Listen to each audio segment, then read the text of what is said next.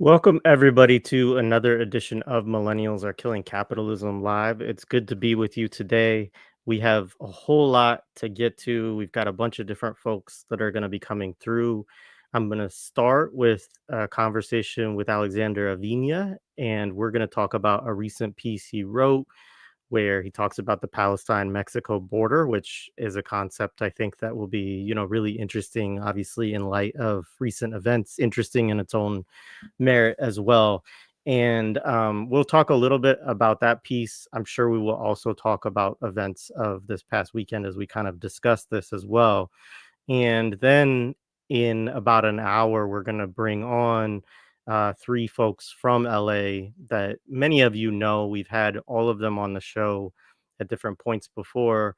Alejandro Villalpando, Ndindi Kitonga, and David Chávez will all join us, and we'll talk with them to get more like direct report outs and discussion of the events that, obviously have been kind of simmering for months now, but really kicked off this weekend in LA in a big way, and obviously now take on, national, international importance.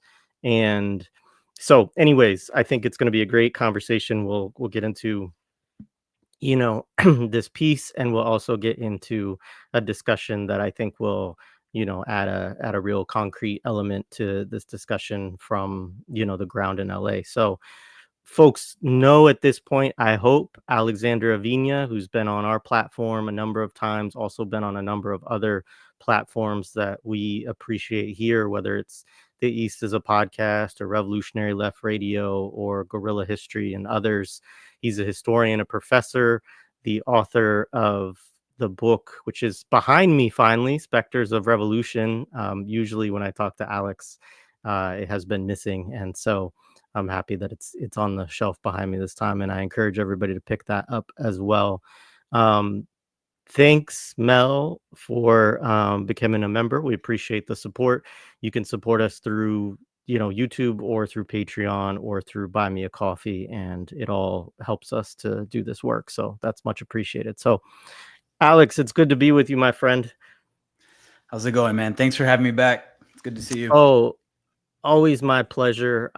Looking forward to this. It was funny because one of the questions that I wrote out was sort of like, there's a lot of energy around, confrontations with ICE right now. And, do you think this is going to pop off at some point? And then it did, like a day or two after I sent you that email. So, but let's just start with kind of the piece that we're talking about. So this is just to give folks some context. You've written a series for foreign exchanges. Those are linked in the show description. We've had some conversations where we've referenced these pieces in the past. And in this one, it's kind of starts with a rumination around Trump's announcement that he wanted an Iron Dome for the US, which of course folks will understand that concept from is the missile defense system that Israel has. That's like one of the more high tech ones, or the most high tech probably in the world. And now rebranded as a Golden Dome. Of course, I've played around with different iterations of this title because it's like so Trumpian, right? To say like, oh, ours is going to be a Golden Dome because gold is, it's better than iron. And we haven't discussed this idea. We might have referenced it slightly before, but we haven't really gone into it. So just share some of your thoughts about this announcement around the Iron Dome, which is now dubbed a Golden Dome, and kind of where that sent you on this particular piece that you wrote. Yeah, I think so. It's an idea that I've been messing around. Like I keep thinking about the different connections that link, and different types of connections, material, political, ideological, that link the US Mexico border to genocide and settler colonialism in Palestine. And this is by no means an original thought. I've learned from journalists who have been doing really important reporting here at the Arizona-Mexico border for more than a decade now, that have really exposed the material links between Israeli defense companies and border surveillance technology that now exists on the US-Mexico border, specifically here in Arizona where I live. People like Todd Miller, Jimmy Johnson, who's the one who coined the term Palestine-Mexico border. My friend, comrade geographer Taylor Miller, who's based in Tucson, thinking with her for more than a year now in terms of what, how we could connect the Sonoran Desert and the US-Mexico border to Palestine. And it turns out that it's actually not that difficult to make these connections, right? And things are developing in a way where we see the connections really clearly. And people on the ground resisting ICE this past weekend have been very clear about making those connections as well, right? The number of comrades that we saw on the street wearing keffiyehs, the graffiti that we saw that linked the IDF to U.S. police violence, to ICE violence against immigrants. I feel, and this I've written about this before, and I think I've talked about it before with you. I feel like we're approaching, or we're living through a particular hinge point where we're offered a couple of options for the future, right? And the Palestine-Mexico border is one of those options of how these settler colonial states have decided to deal with what they deem to be surplus populations of people who they see as disposable, or they will make disposable for a variety of different reasons, whether it's migrants trying to come to the US, in many cases their homelands wrecked by US foreign policy, or this century-long war waged against the Palestinians in their own homeland by Israel. So or do we smash those walls, right? Do we smash the borders? Do we smash these regimes that are, designating for extermination or incarceration or displacement entire groups of people that they deem to be surplus, that they deem to be disposable? And I think that the Palestine-Mexico border, materially as a physical space, is one of these areas where we can see what these states have in store for us for the future. And as a historian, as someone who thinks that the past is, nothing is inevitable, right? So the fact that the past was made also means that we can change the future, right? And I feel like there's a certain urgency, right? And I think that's one of the things that we saw this weekend, at least in LA. People finally responded in the way that they did to state violence, to state terrorism, to practices of kidnapping, to practices of state trafficking. That's one of the interesting things, right, about the Trump administration, that the people that they're always constantly accusing countries and people of being human traffickers, when in actuality, they are the biggest human traffickers. They are the biggest smugglers. They're the ones waging enforced disappearances against people. And the folks and the communities in Southern California finally said enough to you doing these raids at Home Depots, enough of you doing raids at graduations, at school graduation ceremonies. Enough is enough. And actually, but the violent ones were the police. They're the ones who triggered the violence. They're the ones who started. But in terms of your initial question about Trump, I mean, the connection, we don't even have to really search that deeply or to think that deeply to make the connection, right? The idea that is one of the first things he did when he entered office was to say, we want an Iron Dome for the United States, which is kind of a funny idea. Who is launching missiles at the United States? No one. And in part, this is a rehashing of what Ronald Reagan tried to do in the 80s with Star Wars, minus the Palestine connection. But the fact that Trump directly correlated this earlier project of Star Wars to Israel's Iron Dome, but then making it gringo, right? I think allows us to make these connections. And again, they're not just material connections. They're political, ideological borders that are being set up by these regimes, particularly in the United States, where we can't cross, for instance, ideological borders anymore. We don't have free speech when it comes to expressing or demonstrating solidarity with Palestinian resistance, with people who are trying to resist their extermination. And we've seen what has happened to people who, because of their status, their documentation, they can be taken to horrific private prisons in Louisiana, like Mahmoud Khalil, simply because that they were protesting against a genocide. So when I'm thinking about the Palestine-Mexico border, I'm thinking about it obviously as a material space, the fact that Elbit is set up at the Arizona-Mexico border, but I'm also thinking about it in terms of like ideological borders that are being set up. And those borders also have to be smashed. And I think the people this weekend in Southern California demonstrated one way. How do you smash through those borders, regardless of whether, you have squishy liberals and centrists online, not happy with the optics of people resisting. Fuck them. Who cares? They're not on our side anyway. I think this is what we witnessed this weekend, is a smashing of some of these ideological borders. Yeah, it's so interesting. I mean, there's a, there's the squishy liberals and centrists that are, not happy and are trying to figure out how do we navigate this space. Because again, like one of the interesting things is amid Trump, that the Democrats want to be able to co-opt any sort of form of resistance to Trump that they can, but they can't co-opt protests that are, this confrontational, right? And so then they get into this weird space because they're deploying the police. They're saying we don't really want the National Guard to come in, and so then that becomes a wedge point that they use. But it's interesting how it throws all of those contradictions, lays them bare.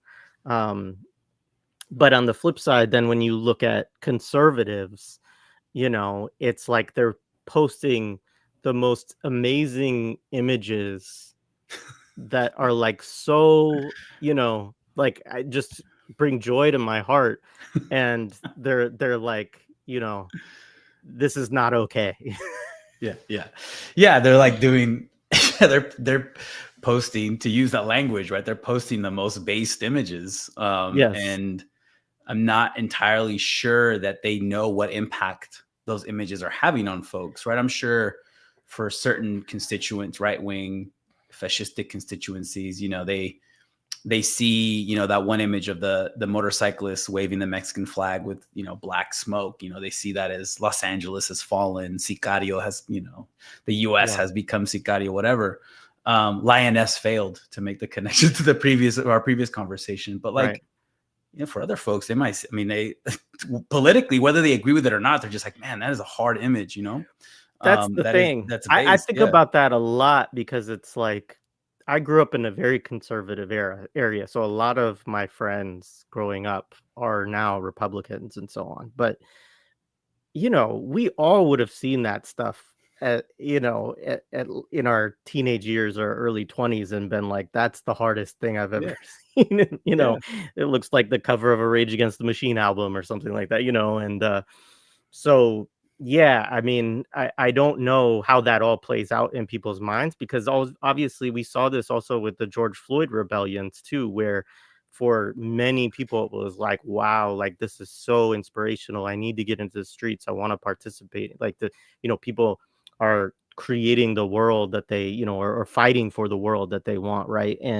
Um, and then there's other people who are, yeah, they do see it as like Lioness has failed. The sovereignty of the United States has been, destroyed or whatever. And so yeah, it's fascinating. And then it's also interesting, I mean, just given the history, as as someone said, LA has become Mexico again. I mean, of like that there is this, it is like, there's all of that dynamic at play too, of like how borders are imposed and keep people out of lands that they've historically lived in too, and then make people illegal, quote unquote, on lands that they've historically migrated throughout or lived in.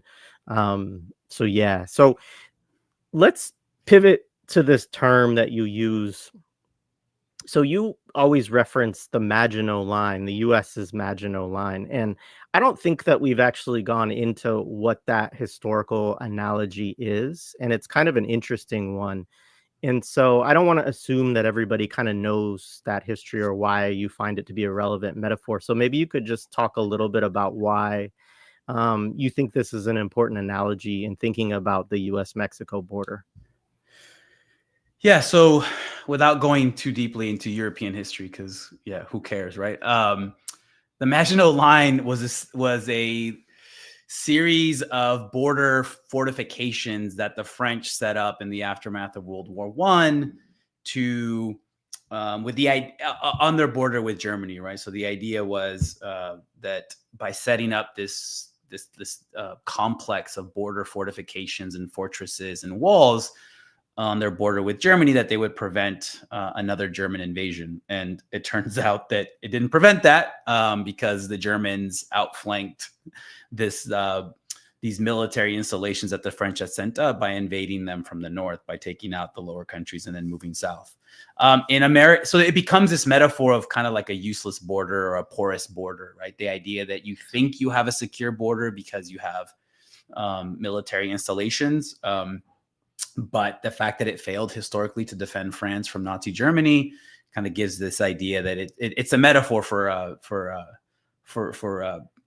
the idea that you have a secure border, when in actuality it's anything but. And you read the idea I got for this metaphor, and I guess I'll say this: I think it's going to turn into a series, I think, for foreign exchanges, where I'm just going to keep writing different installments of it. So this article on the Gringo Dome is part 3. But I think I found the term the first time I saw it pop up in the Cold War era, different U.S. Congress people using the term to describe the U.S.-Mexico border and saying this is the U.S.'s Maginot Line, particularly when undocumented migration began to be like a public political problem in really like the mid 1970s, and it's only expanded and intensified ever since. Not the issue, but like the place that it occupies in American politics. And it's one guy, I think it was, if I remember correctly, he's Lester Wolf, drug warrior, Democrat from New York, I remember reading an article from the 70s where he's like, the U.S.-Mexico border is our Maginot Line, and you know what happened to the French. So for me, it's like the American Maginot Lines become like a useful metaphor to kind of think through what kind of role politically, ideologically, and physically the U.S.-Mexico border plays on U.S. politics, on U.S. thinking, on U.S. government policy. And the very first part that I wrote for this series, I talked about how we're now in 5-6 decades of sustained border militarization physically on the U.S.-Mexico border, and yet in political discourse, the border is more insecure, more out of control, more open than ever, right? So what that then leads me to consider, as I mentioned in this latest installment, is that for the U.S.-Mexico border to work politically in the U.S., it always has to be out of control, no matter material reality on the ground, no matter what the actual border looks like, no matter the tens of thousands of migrants that have been killed since the 1990s as a consequence of U.S. border policy, like prevention through deterrence, like politically in discourse, it's always open. And that's why the Maginot Line becomes like a useful political metaphor for both Republicans and Democrats. Or at least it's useful for me to kind of think about the role, the political and discursive role of the border, past and present, in U.S. politics. So you have a reality on the ground where you have extreme militarization of the border. I don't know, more than 24 police forces at any one time on the U.S.-Mexico border. You have physical barriers. You have fences built from U.S. helicopter landing pads used in Vietnam. You have, at one point, the border between California and Mexico included material that had been used in Japanese internment camps. Like some of these connections, again, we don't have to think too deeply, right, to think about what the border does. And since the 2010s, we have, at least here in Arizona, we have more than 50 Elbit built fixed surveillance towers, right, to build this quote unquote smart wall along the Arizona-Mexico border, and other technologies that were created by Israeli defense companies, tested and developed and used to brutalize Palestinians in Palestine.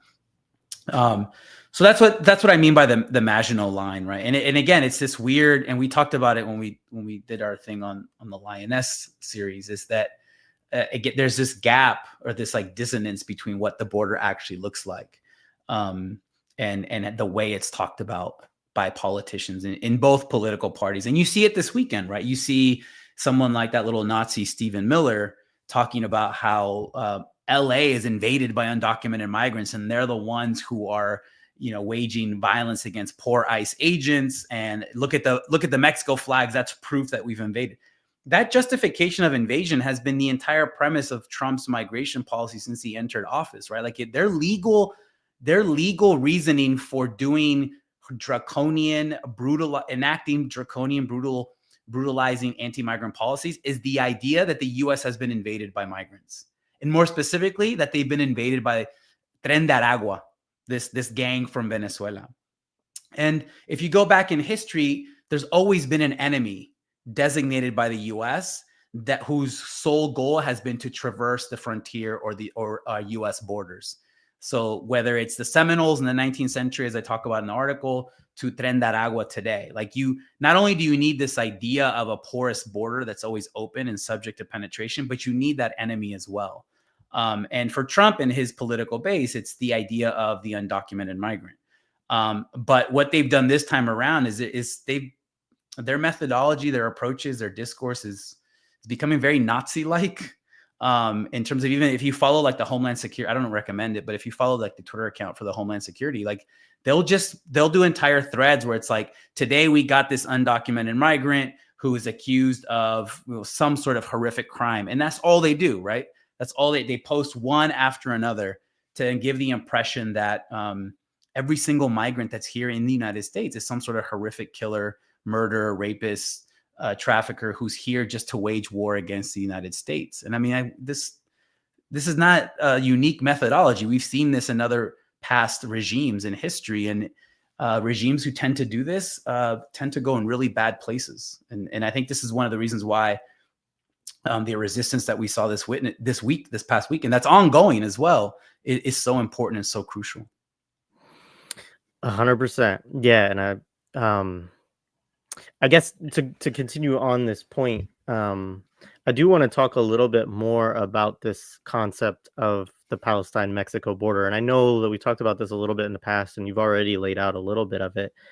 But there's interesting, I think, ways to think about that as you lay out in the piece, in terms of, there's like this literal fear that conservatives rally that, like, Hezbollah is going to come across the border and attack people. And of course, they probably use the image of the protester that had the PFLP and Qassam brigades, like bandanas with the Mexican flag this weekend, to make to bolster their arguments, right?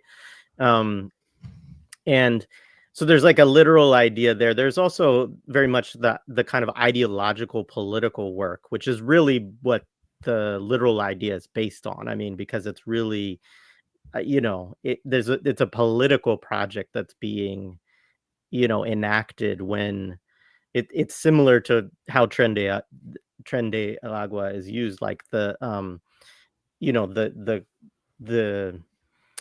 creation of folk devils, I guess, to use that kind of Stanley Cohen reference of how to create moral panic around this idea of enemies, as you say, coming across. And then I know also there's the stuff, there's Elbit, there's like all of the kind of technical aspect in which U.S. border, like so many borders, as like Harsha Walia, shows in her book Border and Rule too, like around the world, that, and others have shown this too, but that there's so much of the technology that is sort of like tested out and used often in, the West Bank or Gaza, and, then becomes sold as part of the security regimes that are associated with these borders. So, yeah, I mean, I know I just laid out a bunch of that there, but, do you have any additional things that you want to add on that conversation on the kind of Palestine-Mexico border piece? Yeah.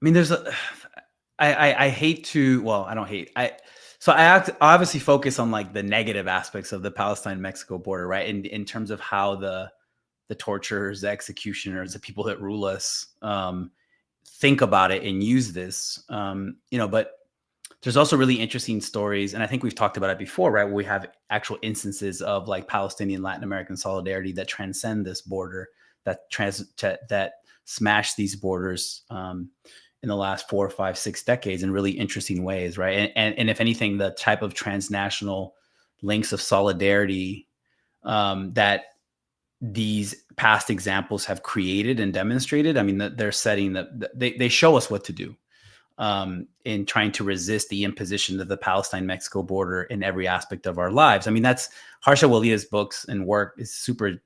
I mean, it's really smart, and it's been really instructive for me to read her work, to think about how borders, what they do internally within countries like the United States. So the point that borders become a way of reorganizing society, and it infects every aspect of our life. The bordering of our life. Other people like I think he's a philosopher, Thomas Nail, have talked about this as well, that we accept kind of logics, highly undemocratic, fascistic logics that have existed at a place like the US Mexico border for more than a century. We allow those logics to come into the United States, right? To come beyond that 100-mile border zone and to come into the United States and to structure politics, economics, labor markets, segmented labor markets, etc. So that's thinking about how to undo that and how to resist that. And again, I think what happened in LA is one way. I mean, that's what they are trying to resist. That they are trying to resist the enforced disappearance of their loved ones, of their family members, of their community members there. And they're going up against police forces that may at one point have received training by the IDF or different Israeli police forces. We know this. We've seen, journalists and scholars have done research that talk about how the IDF and different Israeli police forces have trained U.S. police forces, the Border Patrol, ICE, particularly after 9/11. And as we know, ICE is not that old of a police corporation, right? Like they've only been around in the aftermath of 9/11. So this idea of the Palestine-Mexico border, I think, can help us understand, or at least sketch an outline of the forces arrayed against us here in the United States, and how these forces are transnational themselves, and how they're doing things like funding, financing, and arming the genocide of Palestinians in Gaza as we speak. So again, for me, to repeat, we're at this hinge point where the options for the future, for now and for the future, are quite simple, right? Like, are you anti-genocide or are you pro-genocide? And we're going to see, and I think we see it this weekend with the statements by people like Gavin Newsom and Karen Bass. The people who see themselves as members and leaders of an opposition political party, so-called political party like the Democratic Party, they have to make that choice too. They cannot take some sort of weird middle position.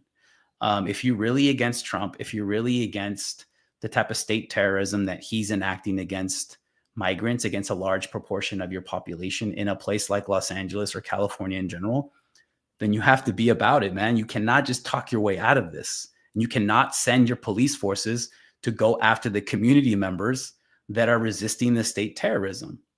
And I think that to see the response of like the centrists and the liberals, I mean, the fact that they're focusing on things like, oh, you shouldn't like use the Mexican flag at these protests because that's not going to convince anybody, or you guys should stop calling Waymo cars so you can burn them, which is, I could stop laughing when I read that story.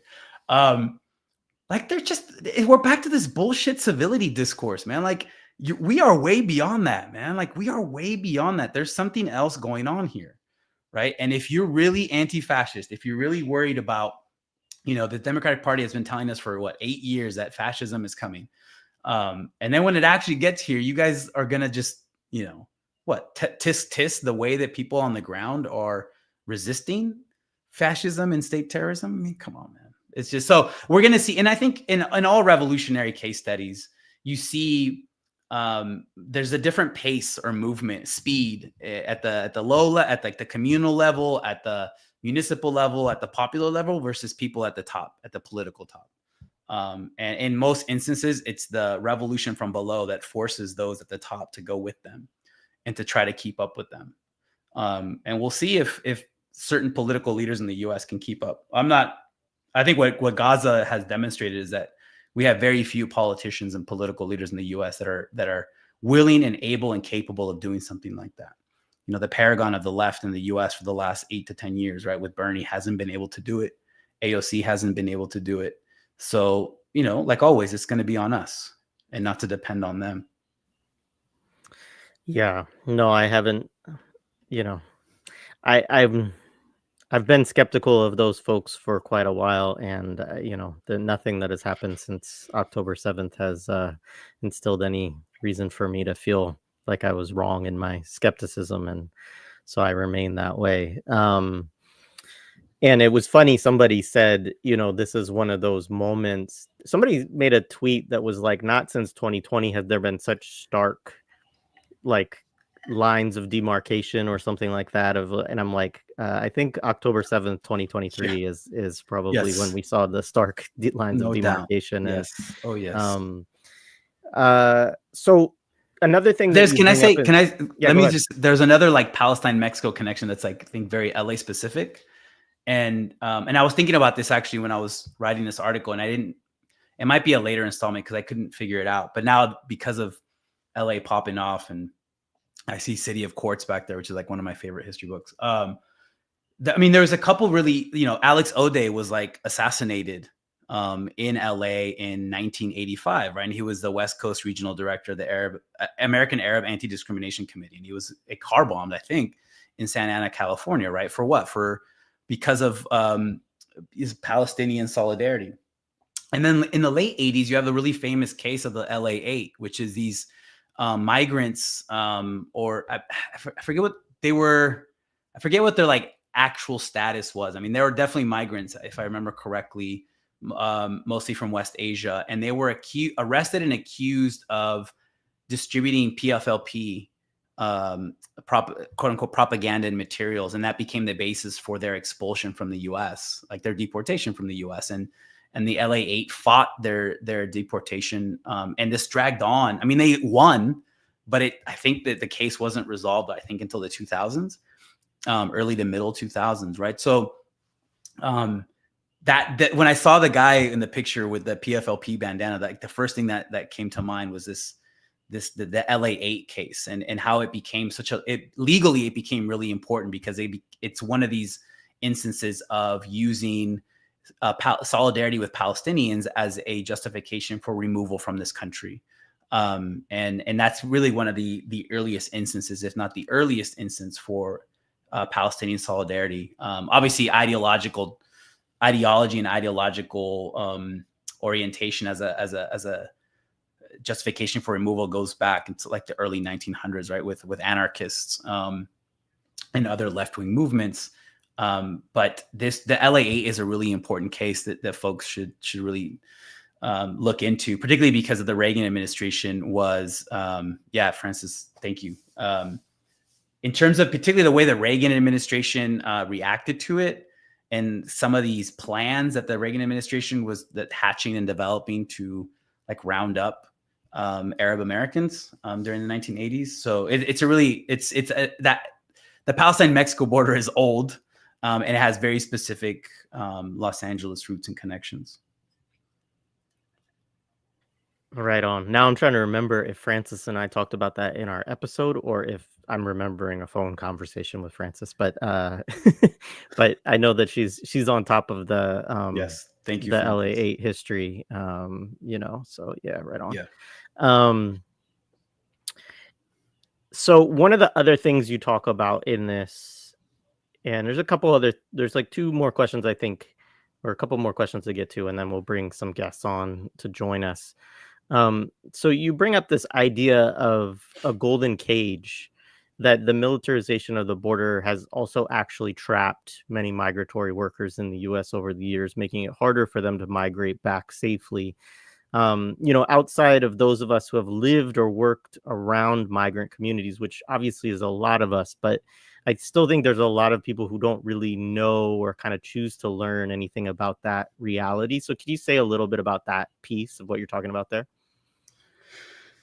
Yeah, I think this is the dynamic that so-called immigration reform laws that the U.S. has passed since the mid 1960s, but specifically the reform passed by Reagan in 1986 and then Clinton in 1996, is that what used to be seasonal labor migration by mostly male Mexican workers, they used to be circular, right?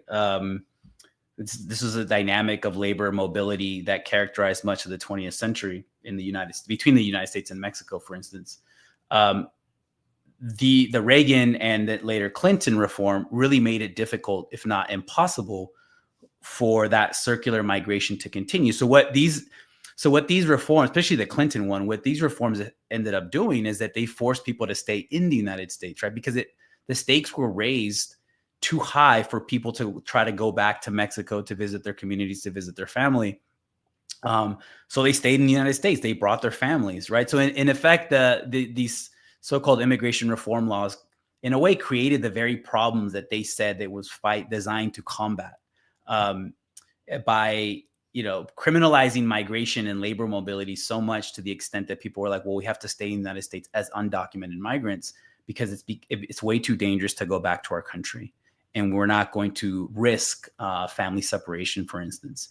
Now, also built into this is the fact that for the vast majority of undocumented migrants, there is no quote unquote line to get into to get legal status. Like, it's damn near impossible for poor people to get legal residency to begin that process unless you have some sort of like employer who's willing to sponsor you, or through marriage with a citizen. Even though that's become really restricted as well, right? But like, if you're a poor person who came to the U.S. without papers and undocumented migrants, it is almost impossible for you to get on the path to legal citizenship. It's really difficult, and it's only become more difficult since these immigration reform laws have been passed since the 80s and 90s.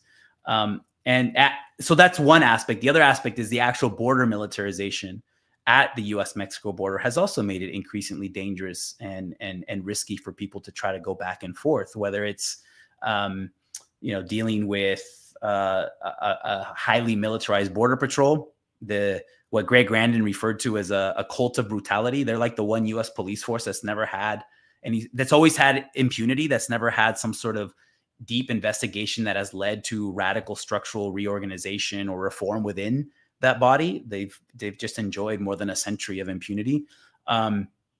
Or they had to deal with prevention through deterrence, which was this border patrol plan developed in the 1990s, where you militarize international ports of entry, urban centers at the border. So you force migrants to then try to cross in really dangerous areas like the Sonoran Desert. And of course, what that leads to is mass death. A low estimate of death in the Sonoran Desert since 1994, when the program initially began, is 10 to 20,000, but which is already, like, I think, a scandalous number. But the actual number is much higher, right? 50, 60, 70,000. I've seen that estimate as well. And the Border Patrol measures the metric of their success on how many bodies they find, right? So there's something really sick built into this. So the U.S. border policy, U.S. immigration policy since the 80s and 90s has been designed to prevent people from coming here. But what they ended up doing was creating a population of, right now, anywhere from 11 to 15 million people without legal status. So they created the very problem that they say they are fighting against. And again, it's really difficult for these people to go home. My parents were undocumented migrants for almost 20 years.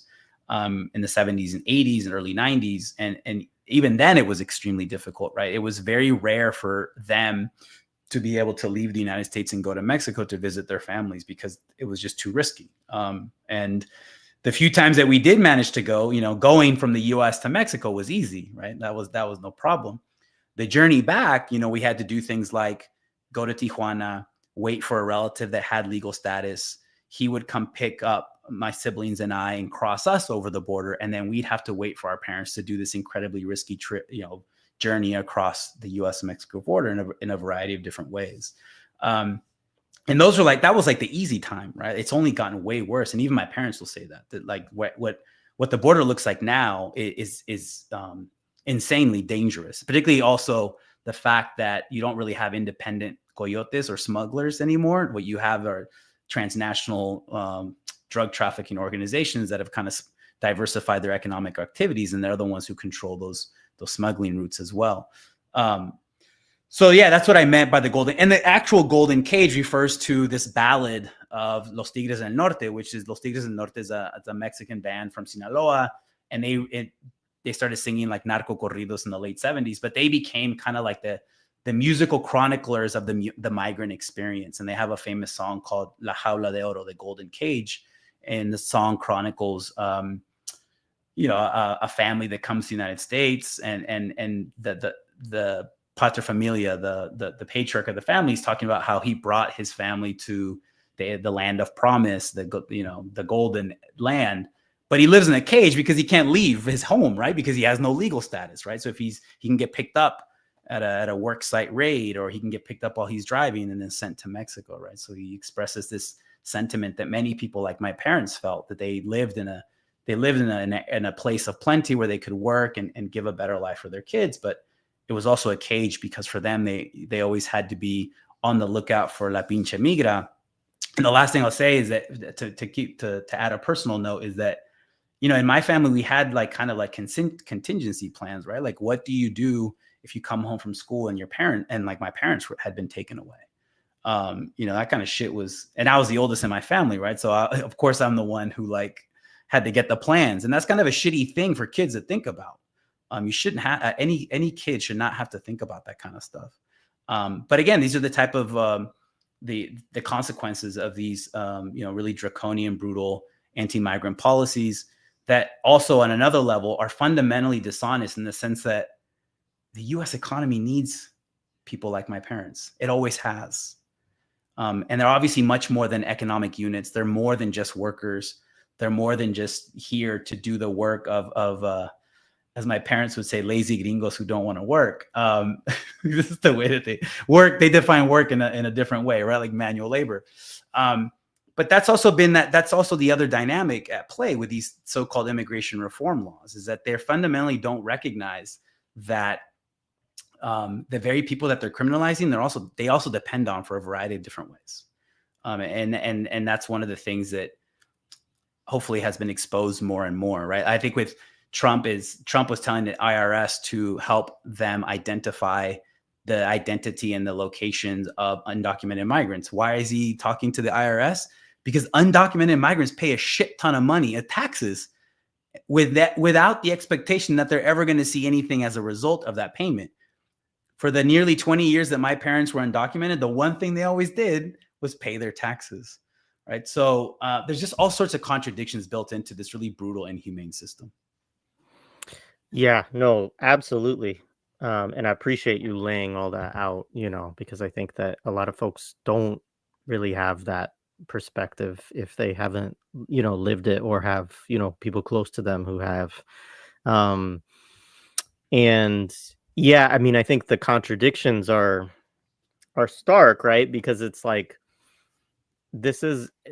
the reality is that this is something that especially the right has polemicized around for decades, as a way to try to target kind of white working class anxiety, right, around using the rhetoric of stealing jobs and all of this stuff, despite the fact that this is just not, it doesn't comport with the reality at all.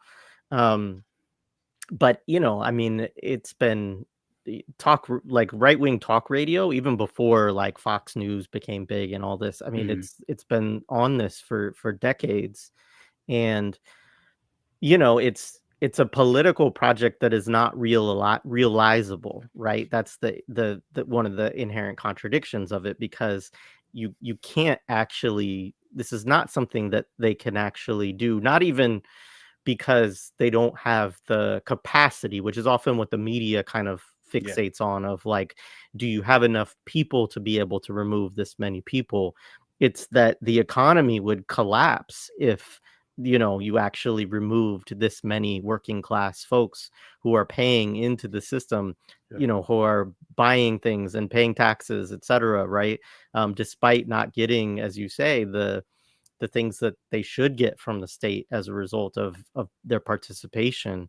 And and so it has all of those contradictions that you raise, and yet unfortunately it has been effective politically. And the Democrats have not helped, because they have gone No. more and more that way Yeah. in subsequent elections, as well as being a key part. I mean, Clinton was a key part Yeah. of upgrading, and we talked about some of this in prior episodes. I definitely encourage people to check out the playlist we have with you, because there's several of the kind of precursor conversations that we have on that.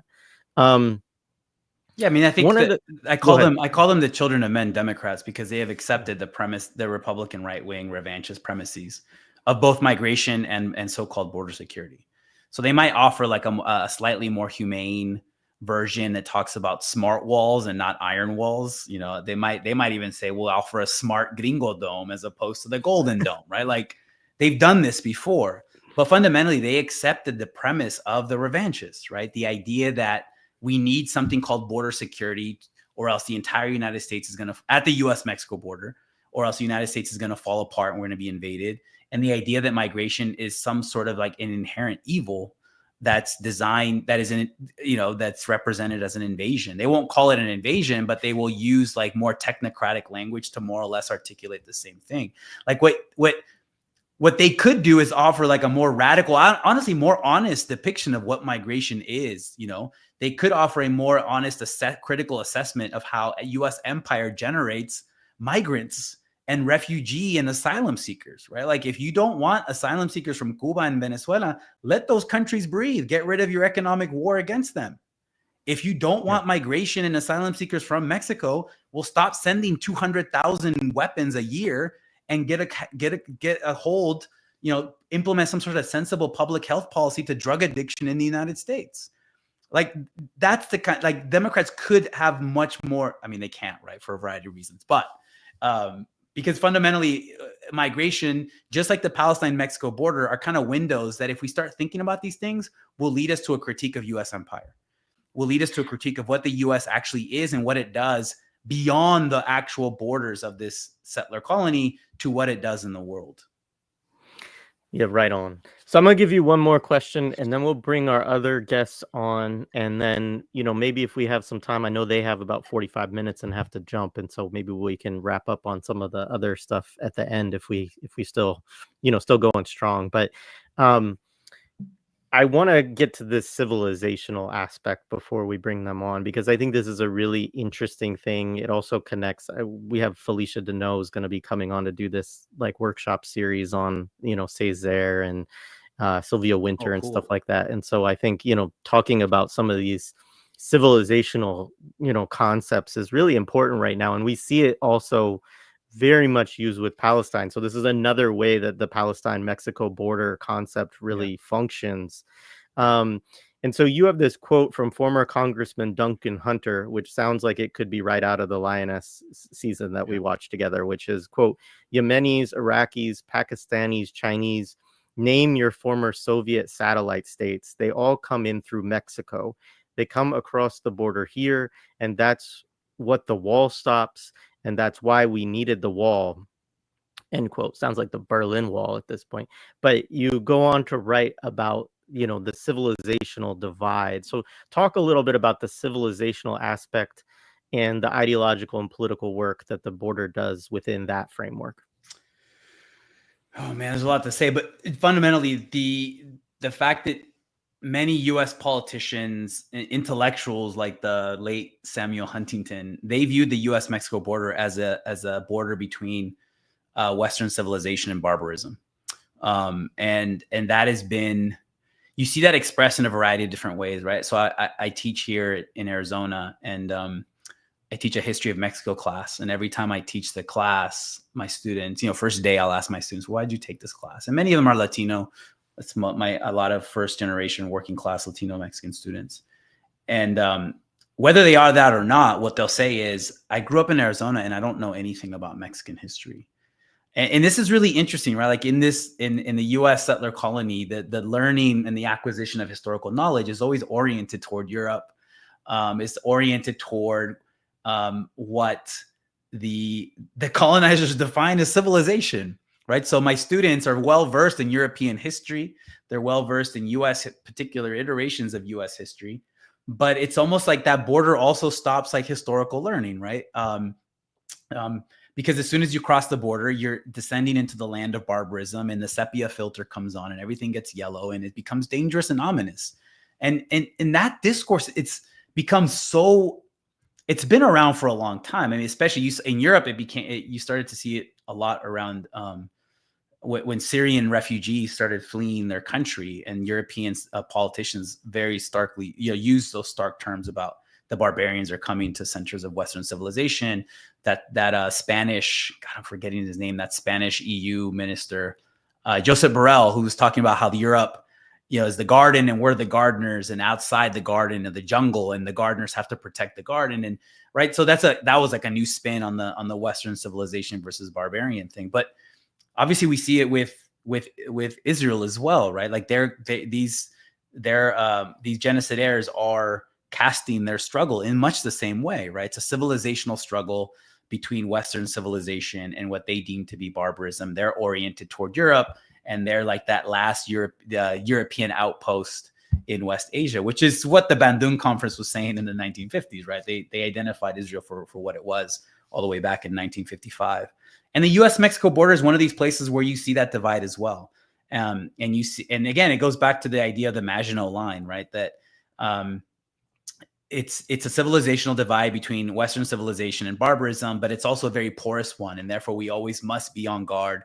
We must be continuously and intensifying militarizing the border, or else our shining city upon a hill is going to be brought down. And it's the whole political discourse on migration often is cast in that way as well. And people like Duncan Hunter, who left Congress because he was found to be corrupt, which is kind of interesting as well, right? And this is also another dynamic, right? Like one of the things I've been thinking a lot about, and this is something that like my parents would tell us as kids, is that the reason why these politicians demonize and attack migrants is to facilitate the enrichment of the elite at the very top, right? And then we see this literally right now with Trump's big beautiful bill, which is a huge wealth transfer from the poorest in the country to the very rich. And if you notice, Stephen Miller, all the people in the Trump administration and their media acolytes this weekend all managed to find a way to say, LA has fallen, Western civilization is at the brink, we got to pass the big beautiful bill to prevent this from happening. So that's an old story, right? It's an old story of you demonize the migrants, you demonize workers, you demonize the downtrodden, so you can facilitate the transfer of wealth at the very top. You go after the migrants, you don't go after the bosses. And that also feeds into this broader, I think, Western civilization versus so-called Western civilization versus barbarism. Right on. Thank you. So I'm going to welcome our other guests up with us, and Ndindi and David, if you're listening in, go ahead and hop on. If you're not, and I'll pull our other friend, the other Alex, who I'm going to call Alejandro today, just so that we avoid confusion. Alejandro Villalpando, who folks should know from previous experiences, also have a book that he's in, We Make and Grow the World Together. Alejandro, do you want to say a couple things about that book just while we're waiting for our other guests to join us real quick? Oh yeah, parenting is the premier site for you to become the head warden in charge. So kill a parenting cop in your head too. That's it. Pretty quick. And Alex, shout out to you, fool, for the Jaula de Oro reference. I was trying to dig into the essay right now. Just to piggyback on what he was saying about that, like the personal anecdote part. Like, I mean, those are the songs that connected with me, my dad. And some of the stories over my life, that I've shared with folks is, it's tremendous. My dad was deported like multiple times, back in the day. And so it's interesting the way that people talked about deportation back in the day too, right? And it's kind of like how I talk to working class people too that are vulnerabilized by this current moment. My dad says he was deported 3 times. One time he took advantage of just going to go see his family and his girlfriend that he left behind. And then was like, oh, I'm gonna just do like a week over here and then I'll bounce back up, And then one time when he came back, his brown skin and brown shirt allowed him to blend into the dirt as he was crossing the border. He was like, the helicopter was over us for like 3 hours and I just stood still. And I believe my dad. I've seen through him through a lot of shit, that he's maintained a lot of his stoicism, and he's broken his teeth over the years, because he's able to grit his teeth through a lot of shit. And so that song, would be the ones, especially La Jaula de Oro, would be the one that really opened the door for a young me to kind of think about migration also as an impact. Because just like Alex was sharing, and thank you, Jared, for pointing that out. I think us West Coast supremacists over here forget that, people don't know about like how pervasive, right? Like the things are, like they're so mundane to so many of us, so for bringing up that, like, a lot of people don't know this stuff, like they don't know what people have to live through, they don't know the terror that these kids are going through right now. There was a fourth grader that was taken out out of a school in Torrance, a suburb out here, and that was damning, like they went to a bunch of elementary schools, and like people remember this. People remember this. So I just wanted to say that, because part of me is really heartened by what's going on out here, because a bunch of shit. I guess we'll get into it afterwards, but it's powerful. Well, why don't you start off, just because you're here already, Alejandro, and our other guests, I'm sure will hop on in a sec. And, I know you all are going through a lot out there right now, and people are going, in and out to protests and out in the streets and everything. And just, if you want to share some initial just reflections of, what you would want people to understand about this past weekend, having been on the ground, and, maybe a little bit about your own experiences with what you've, seen, and, we'll say seen rather than telling people what they participated in. Yeah, no, I don't know anything. I heard, but from what I'm hearing, no, I've been out there in different capacities for the last 4 days. I'll be back out there later on. What's up, compa? And one thing I just want to make sure to be clear today, I got a chance to walk down there in downtown, and what was really striking to me was the fact that this is an anti-police riot. Just to be clear, right? Like that sentiment is not nowhere gone in LA.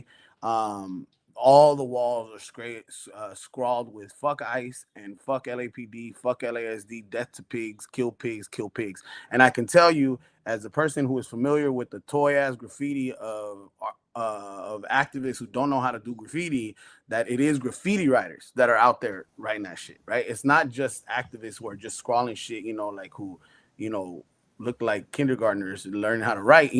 It's also graffiti writers. It's also like a broad spectrum. And so that is this is not there's a documentary called Chicano that talks about the East LA blowouts, and there's a very famous canonical teacher by the name of Sal Castro, who helped, who was part of the educators that really kind of showed support and love for, young Chicano students in the 60s and the 70s out here on the east side of LA. And there's a scene where, he for some of us, right, it was very touching. He starts tearing up, remembering the walkouts. Also, kids walked out, young folks walked out at 1 p.m. today, right? And he says, "Oh, today is just it made me proud to be a Chicano," right? And he gets all choked up, and it's kind of like how I felt. Like I was, oh shit, I'm like the spirit of Sal Castro is in me as I'm walking down these streets, because seeing all this on the wall was like, man, because I'm very pro anti-police, and so that spirit in me, no one who has ever met me or heard me speak knows that that's been my spirit since I was born, I feel. And so to see it scrawled up all over the city and downtown, and just in such a visceral way, it was that was the most beautiful thing. And so outside of how people want to make this thing a euphemism, right, from the outside, right, this is rebellion, this is that, yeah, it's all that stuff, and it's an anti-police riot, and that spirit is still very strong. This is an anti-police riot, and there is no need to kind of make it complex or make it more dense than people see ICE as the police, because ICE is the police, right? That's what it is, and the people on the ground know that. So that's one of my kind of preliminary thoughts that I don't want to forget, and I'll probably come back because I hate those motherfuckers so much. Thank y'all. Appreciate it. I just want to, now that you're all here, I just want to quickly just offer a couple of words of introduction. Full bios for these folks are in the show description, or probably partial bios, but full enough that you can get a sense of who these folks are. But David Chávez teaches history and ethnic studies at Compton College, wrote a dissertation on called From Delinquents to Street Terrorists, LA's War on Black and Chicanx Youth from 1945 to 1965, and studied policing and criminalization of these populations in greater Los Angeles. Good to see you, David. Ndindi Kitonga, who's been on here a couple times as well, is a Kenyan educator, longtime community organizer, and houseless rights advocate, and co-founder of the Angeles Workshop School, as well as multiple kind of mutual aid efforts, which folks can read more about in the bio as well. Ndindi, I'll go ahead and go to you next. So the first question that I kind of just opened up was really just kind of reflections from the last couple of days, and what you would want to share with folks on a forum like this about what's been going on in LA over the last few days. Yeah, thank you. Greetings, everyone, and I hope you can all hear me okay. Yeah, we love LA. LA knows what's up. And I just came in when Alejandro was talking about this being anti-police action and uprising. It is anti-imperialist as I see it. It is anti-colonialist as I see it. It's anti-racist. We are a city of about 70% of us are non-white. We don't hold the power necessarily in the city. And we're also all represented by Black and brown faces in high, places that don't do jack. And people also know and understand, and they're pissed off about that too. So this is the character of our city. This is who we've been, always been, quite frankly. And maybe I'll talk about the past 20 years or so that I've been organizing here. It's only ever 2 or 3 years from every upset or what have you. And I'm talking from actually I'll start from 2006. I'm an educator as well. And so 2006, I remember walking out with my students. I was very young, but walking out with my students. And then a couple of years, that was anti-ICE action. Then we have Occupy and the character of that. And then we have kind of the first iteration of BLM. And then we have, the Trump, we have DAPL and what have you. And then we have Trump 1.0. And then we have a pandemic and the whole mismanagement of that public health crisis, along with another uprising. So it's if you see the youth popping off, if you're someone who's 20 years old, your entire life has just been LA popping off, quite frankly, if you think about it, and without any relief, and also without any relief of neoliberal pacification. Like, it's neoliberal decay at its end, whatever that looks like, and it can never be, even when the street actions kind of stop, it never gets put back in a bottle properly. So it's also real class struggle, right? Because when we think about the industries and who's holding it down in our city, and I'll add LA County to it, the first employer is healthcare, and then retail, and then hospitality. Everyone is implicated. The rent is too damn high. No one can afford the rent where we are. It's crisis upon crisis. And we're ever always ready to respond to it. I have many more things to say, but I guess I'll wait until you have questions. I will also say that the National Guard did, in fact, come around. I was on the streets yesterday. They have not yet done a whole lot of anything except monitor the federal building. And it is, in fact, our local LAPD, CHP, and LASD, the sheriffs who are pummeling and their own people. And no one hates the LAPD like people from LA. Like, really, we understand the surveillance of it. within our schools, people are heavily policed. There's no place in which you can kind of escape what the LAPD is and does, and the 3 people they kill a day, not to mention every other type of terrible thing that they do. People very much understand, and there's a full rebellion against that. So I'm really glad Alejandro brought that up. But I'll stop there and I'll wait to see what folks say next. Right on. Yeah, David, same question to you. I know that yeah, go ahead. Yeah, well, again, welcome. Thank you for having me, and good to see everybody here. So, something to add to the conversation as of right now, just for what people should know is, just speaking from, I'll just speak about my experience on Saturday. So, I teach here at Compton College on Saturdays, and my students were texting me and they're not texting me, they were receiving text messages, and during our class, we're reviewing for the final project. They're saying, "Hey, profe, there's ice down in Paramount and in Downey." And these are just a stone's throw from our campus. And I had brought up, and it really started to, because I was like, hey, I know everything that went down yesterday, here's some resources and all these things. And they were like, hey, it's happening right now, what should we do? And I was like, well, first you got to follow what's happening, know your rights. Here you go, but we got to show up too. So right after class, I just went to go see, because where it was at Home Depot that I visited multiple times, right on Alondra, by the 710 freeway. And when I got there, it took me a little while to like get there, because as Ndindi was saying right now, the local law enforcement sheriffs that work in Paramount were blocking the freeway, or blocking the street, so you couldn't get close. And when I got there, there was like plumes of smoke coming up.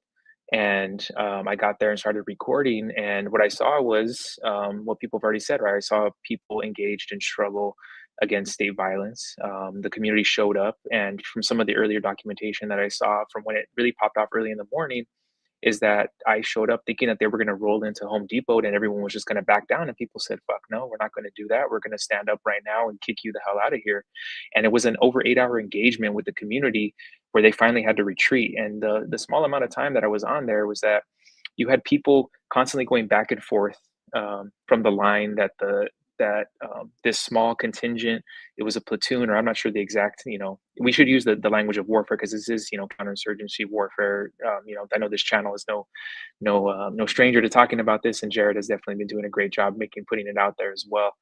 But yeah, like it was a struggle of trying to get a position close to them, and they were shooting tear gas, they were shooting pepper balls, they were shooting other incendiary devices, or projectiles that blew up plumes of what appeared to be pepper smoke, right? Pepper bombs of some sort. And people were going back. We would back up, and then people would come right back. And people were just telling them, like, get the fuck out of here. Like, we don't want you here. You need to leave. And the news channel showed that, like, they shot so many damn rounds at people that were ineffective, because people just kept staying there, that they had to get helicoptered more support. They had to actually drop off and land. And according to my students, they had to land on Dominguez High School, which is right there. It's a part of the Compton Unified School District. And they landed on there and brought more munitions to these federal, immigration agents. And so it was, and when I was there recording, I've been reflecting a little bit about what I said on my little live stream that I did, which is one, yeah, definitely.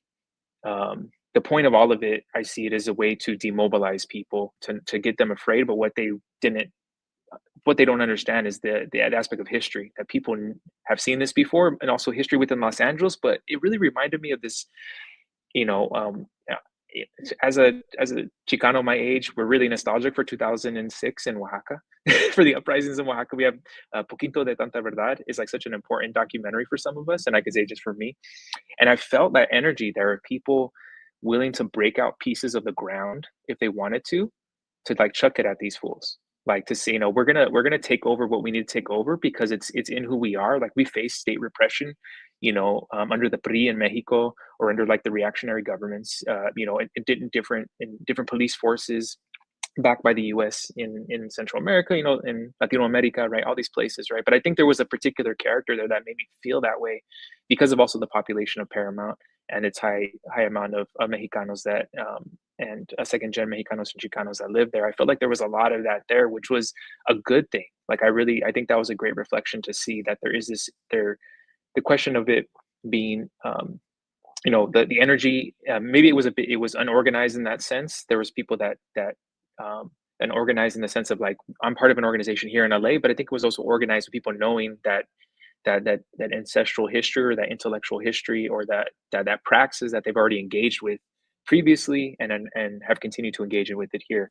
And then the other thing I reflected on was, there was organizations out there. I know, the PSL, Unión de Barrio, other organizations, other spontaneous groups came out there, and were doing their best to rally the people there and support and keep the energy and pressure going. People handing out masks, people with water, people with milk, people with all these things, right, to stop the chemical agents from harming people.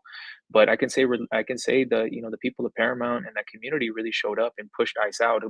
I've seen some different responses. The community is saying that no one was detained. Another report is that it possibly was some detentions, but and then and all of that, we had to pass a line of sheriffs to get into the area to protest, right? Which is just wild to me. And they had, and all these sheriffs there, they had their masks on, and they were getting hit with the tear gas. There's some video of some sheriffs and having to go like find refuge from the tear gas of federal agents that are hitting them. So, just like most things, law enforcement's a shit show. They're shooting each other. It's not uncommon. It's happened multiple times, and it'll continue to happen, which is good for us. But I can say ultimately, like, I guess one message is to say is that I think the people showed up, but I also think it speaks to what's happening today, where ICE and CBP went and they dispersed themselves throughout all of LA County today, because there's either reports or even confirmations stretching as far as like 30-40 miles in distance from each other, multiple locations of where ICE is doing raids right now. And so I think that they found out that they couldn't just show up on a Saturday to a busy neighborhood and people weren't going to come and respond, and they did. And so now on Monday during the week, right, during people are back at work, they dispersed themselves. So that's kind of my initial reflection. And so I'll stop there. Yeah, my initial reflection. Right on. Yeah, Alex, did you want to ask anything to these folks? I have one other question, but you can jump in if you have something you wanted to bring in with it too.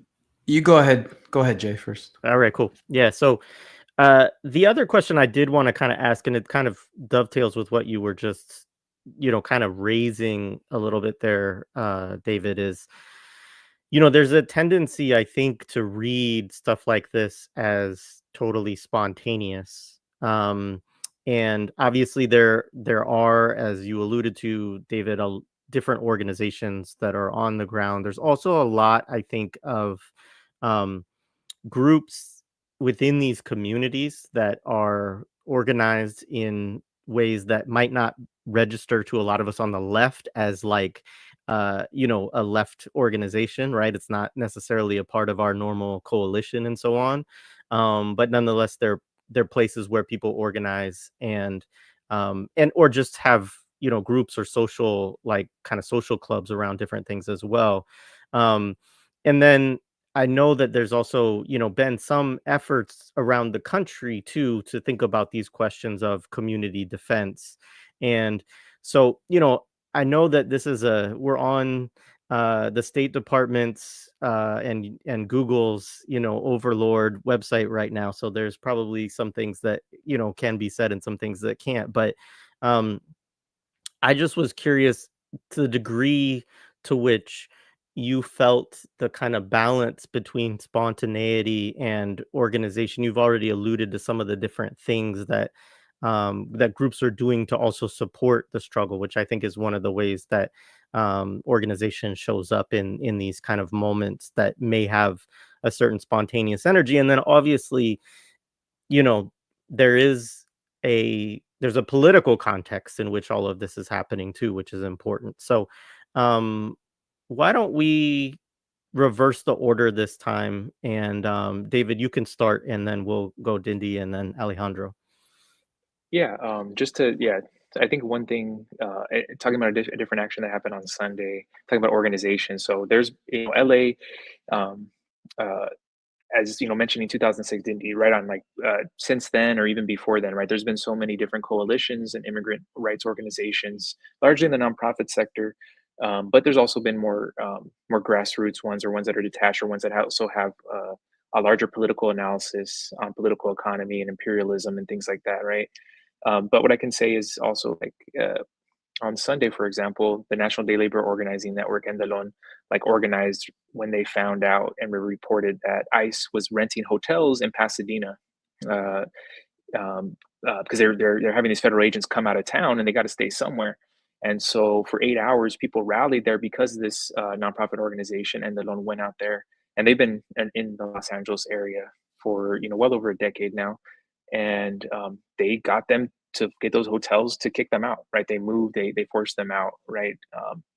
So there is that level of organization. There's been a since since the first Trump, but even going back to Obama, there has been rapid response networks that have been created, and so some of those things got dusted off, I would say, in November of last year, to get ready for what was going to come, right? So I think also those networks and those collectives also were organizing, and were definitely a part of why we saw such a massive quick response, because people had been trained in the past. People had been gone, these organizations have been working to create these rapid response networks to go, and how do you show up, how do you document, and then also how do you actually engage in different things, whether it be engage in protest and confrontation, but even de-arresting people, right, or getting people out of ICE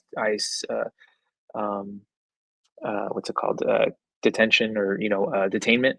And these are things that they post publicly on their on their own social media accounts. This is nothing that's underground in that sense. But so yeah, I definitely saw that. But I think overall, we it's and the organizer in me is going to always say we need to have more organization, more organizing. We need to use this moment as well to to reach out to people, to do block by block organizing, get people involved, get our working class um, communities more involved, and turn every every space as a potential site for organizing, whether it be the churches, the mosque, the PTA meeting, the Zumba gathering, wherever it is. Like, there's opportunities for us to politicize these places, and I'm hoping that we'll continue to see that moving forward.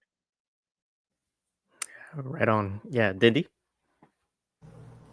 Yeah, sure. I mean, I think this is one of our sometimes belabored kind of questions on the left of spontaneity versus organization. And my goodness, so many pieces we've read and a lot of ink has been spilled on this question.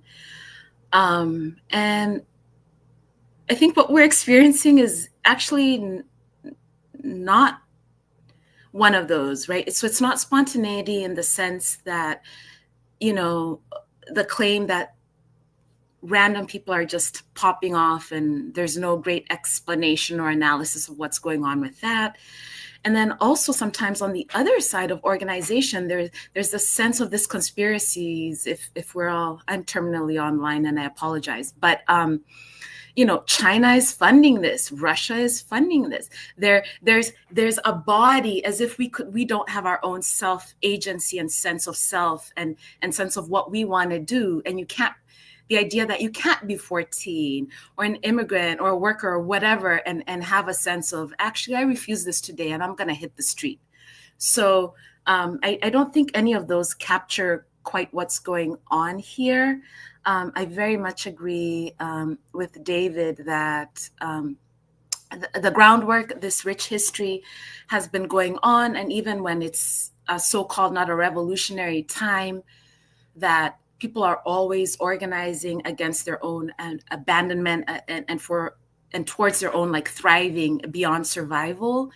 And since I'm somebody in education and mutual aid work, I'm a huge kind of student of the mutualistas and a huge student of all sorts of ordinary people arrangements that have made all sorts of things possible, who do all sorts of care work, which sometimes in history ends up being in the appendix. Like, oh, you brought food and they were striking, or you offered a kind ear and they were doing the real stuff. So I kind of reject what goes on with that particular thing. And I dare say the reason we have what we have going on here is because we've sharpened a lot of tools. If you were there in 2020, we sharpened some tools. We understood there are people who did not know how to make a barricade a couple years ago. They are expert barricade makers now, right? There are people who have, like, that's part of struggle. Like, we're actually really, really learning and taking on a lot of lessons. And those are being communicated really well. There are better channels without me getting into actual tactics that will undermine the thing. There are so many ways in which we've been prepared and need to keep being prepared for all sorts of moments like this. And when the opportunity comes, it's just a matter of not, for people, whether or not you'll meet the moment, is how I'm seeing it. We actually do have a lot of infrastructure and a lot of tools and a lot of things that we do. The Community Defense Coalition that keeps coming up, UDB, I'm part of a teacher collective that's an offshoot of that. And I'll give you a good example. We don't have any slow years. It's organizing of parents and garment workers and students all over the place, and whatever people want in those places. A lot of energy is spent on that. And it's, at this point, a couple decades in, it's intergenerational, it's multi-generational, cross-generational. All sorts of tactics people are bringing back, also like newer energy. We don't want our ageism or we're only going to do what people did in 1972. That's not what's happening now. It's all sorts of tactics kind of coming together and people having new channels and ways. And even beyond that, the ability to move somebody from, oh no, I'm surprised and shocked, to I care about this, to I want to volunteer, to I'm a full-on member, to I'm organizing and I'm willing to really put myself on the line. There are now real full-on channels. There always have been, but since in the 20 years or so I've been around, to do that, that might not show up online, but there are ways in which to kind of, I won't say capture because I don't love the word, but like pull in people towards that. So what we're seeing, I think, as David is saying, is very much a culmination of that. And I think also what is very much hastening this is all sorts of the other organizing going on. So life making has become almost impossible where we are, right? Like I keep saying, you can't afford the rent, you can't afford the food, you can't afford to have a car, you can't afford not to have a car, you can't afford to die, you can't afford to do anything, right? There are real material things going on here. And so the people organizing for housing justice, the people organizing towards all sorts of other things, like the connection here is very strong. And the material conditions make it so that you're not able to look the other way, quite frankly. Like there's no way for you to be in a climate struggle without accepting what's going on here as being part of that. I think even the liberals really don't have any standing anymore. And if anything, they're very confused as to what to do with this particular moment, because you can't have your standalone issue and appeal to a nonprofit or somebody else to fund your way out of what's going on. It's out of control in the most beautiful of ways. That was awesome. Thank you. Thank you for laying that out, Ndindi. Yeah, Alejandro. Yeah, no, that was amazing. I'll kind of speak to, I think, what the spirit, another part of the spirit of the question was, which is, those kids that be taking over corners, that be doing street takeovers, them kids that have all kinds of alternate forms of organization. Those are the fools that are out there at Paramount. Those are the fools that are coming to downtown LA. They know how to draw the attention of the people. They know how to bring people out. They've been working on the internet to get their shit going, when they have their parties and their takeovers and all the different things. And those are forms of organizations that are not recognizable, legible, or even valued on the traditional left, right? Because one of the things that I think is made glaring here in LA often, I don't know how it is in other cities, right? But it's the wretched of the earth, the wretched of LA, the wretched of Compton, the wretched of Watts, the wretched of South Central, right? The wretched of East LA. It's those fools, the people that, you know, are more formally organized, or maybe, you know, are academics or come from these worlds, right? Like sometimes, right, like they talk about those people, and they maybe romanticize those people sometimes, right? Um, but they forget that those people are sentient people, right, with histories and understandings of the world that they're living in. I think another thing that's made glaring in this moment, right, with the kinds of people that are coming out, right, it isn't spontaneous. I don't think at all. I think one of the things that emerges is this idea of the overblown and oversimplification of things like voting, right? When we start talking about the reactionary kind of Latino male vote, or the Latine vote for Trump, right, or the shift in those things, right, that people kind of hone in on. Some of those fools may have voted for Trump that are out there right now, right? Um, a lot of those people don't vote. That is not the premier way of political participation. They may still like Trump as a figure, but they're out on the street because they're feeling the impacts of this, right? And as was just perfectly said, right, and poignantly, and you know, we're all invited to kind of think about these insights, which is we've been abandoned here for a long time, you know. And after the LA riots of 1992, right, you have the story of the South Central Farm, which was a piece of land that was in the middle of the industrial part of LA, the abandoned industrial part of LA, that was reorganized, where my dad worked in mattress companies, refurbishing mattresses and doing all kinds of different things, right?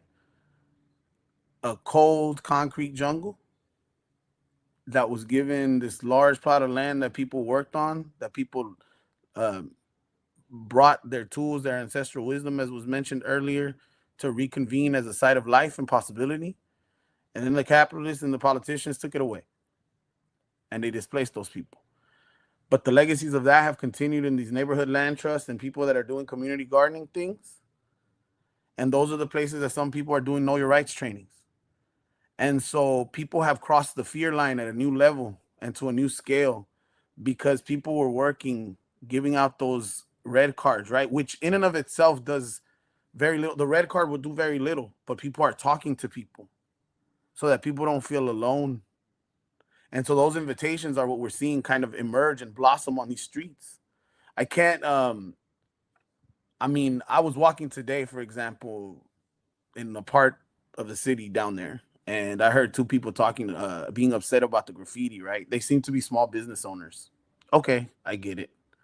Um, that shit ain't gonna work no more though. If you're worried about graffiti, that shit, maybe some people want to hold on to that. But because what people are seeing, because people have been really good at showing the detrimental and long-lasting impact of this escalation of a police state on families, on children who are still living, right? Because this is different when the police liquidate a body in front of you, right? You see the family for a little bit, and then they fade away. But we see a child who is still living, who, or today, for example, the Garment Worker Center had a press conference about the 14 Zapotec families that are impacted by the initial raids on Friday, right? When you see sisters and brothers crying about what the impact, the political impact, the economic impact, the social impact, and the affective impact on an entire family, right? That is really haunting, right? When you see haunted people be haunted and then they will haunt you, that is a different type of invitation. And at the same time, people are moving, right? We're getting word. I'm at this press conference this morning, and I'm getting word that Huntington Park Home Depot, which is another working class abandoned community, right, that is a food desert and all the different things, right? I know this because a student of mine just did a master's thesis, so I know this random shit about Huntington Park right now. Right, that they came to the Home Depot and the people apparently got them out also of that Home Depot, right? So all of this is happening all at the same time in different parts of the city. And again, as was being stated earlier, people have learned from the recent past. So now you have diffuse skirmishes, right? Like that I think are happening spontaneously, you know? Because people have crossed the fear line, right? Like I think these are the variables that the state can't imagine. They think that all the organizing happens online or through social media platforms or nothing, right? They forget landlines, and they forget that all of our peoples have eyes and ears, and they have mouths, and they are communicating with each other, and they are expanding these bases, right? I don't know if they're even bases yet, but they are expanding those things. And so I think those are some of the things. I think another part, right? Like if we are chronically online, and I am also chronically online, right? I've been undoing myself of that a little bit, but like then you start to see what is socially engineered on social media, and then you get these blowups of stupid discourse. I heard way too many people worrying about what the fuck the diewear guy or whatever the fuck his name is saying or has to say about nonviolence. Why y'all engage in that? Get the fuck offline or switch the channel. Go follow people who are on the ground who are doing shit. Fuck that guy, right? So that's one thing. And then the whole black and brown divide, right? That cleavage that exists, right? Like it's very real, but it's so overblown online, right? We all understand algorithmic like control and all that shit and the manufacturing of consent, and there we go, right? Like even though we cognitively understand that, there's black and brown people out there. There's black and brown people that have been out here in LA struggling, especially since 2020. Since 2014, since Ezel Ford and Omar Abrego were killed within 7 days of each other and 3 blocks from each other. The families of Dejan Kazee and Andres Guardado are like this. We're lockstep, right? This thing that people talk about, if they are real black folks, they are real brown folks who harbor these kind of misguided positions, they ain't gonna do shit about them either, right? These are people who aren't doing shit about shit. So let them talk, right? We need to focus on the people that are doing stuff, right? And people are doing stuff, right? And we need to figure out how to get out and be part of that out here in LA. And it keeps growing.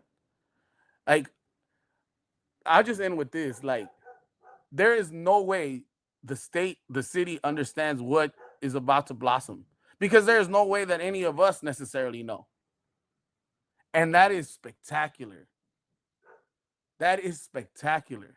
You know, like that is amazing, right? Like, I hope that whoever's watching this from wherever y'all are at, you know, whatever part of this shithole country we're in, right? Like wherever you're at, like that you understand that.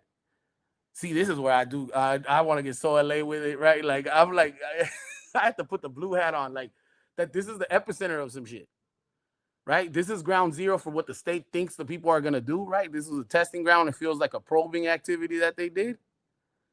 And they're faffling right now, right? Because the people are going to keep coming out, and it is going to keep growing and keep expanding. Right now, the reason y'all see me on the phone, and I'm sure different of us, right, is because there's so many notifications about who's where and what is happening where.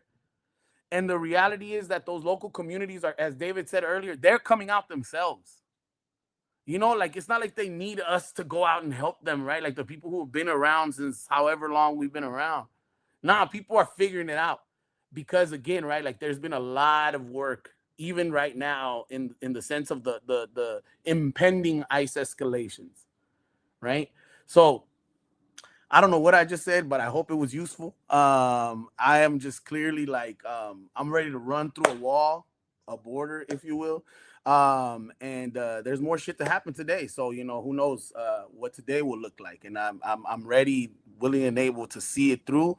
And I know that there's a lot of people out here that are going to continue to be ready, willing, and able to see it through and be part of whatever they need to be part of to make the new worlds that are necessary for us to live better lives, you know?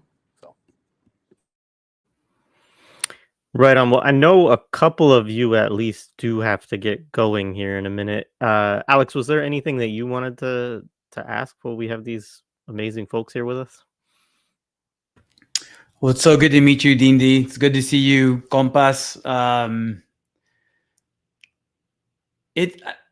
Something that Ndindi mentioned about that is so like it's borne out by I love what you said about the type of work that's relegated to the appendices of like history books, but that type of labor, without that type of unrecognized revolutionary labor, you don't have these big capital R revolutions, right? And I think this is one of the, for historians and for people who are tracking movements like in movement, it's really difficult to trace that. It's really difficult to track that. But we know that there is no movement without that type of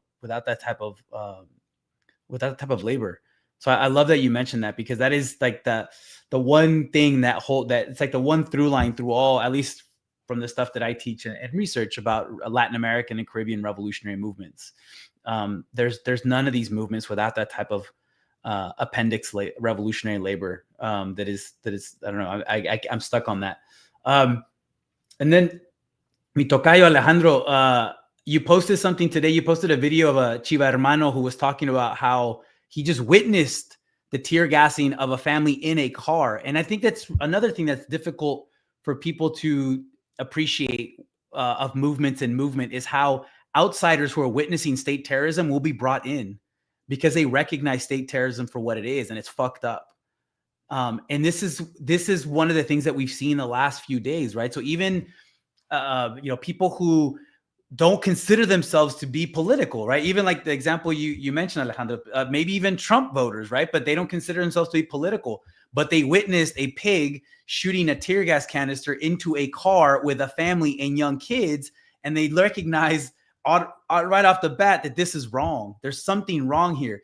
The disorder is not with the rioters. The disorder is with the state terrorism that triggered the rioting to begin with. And I think that's how these movements grow, right? So that's one of the things that I'm really glad you brought up, because this is one of the things that to watch as this proceeds, right? Because you're right, we don't know where this is going to go.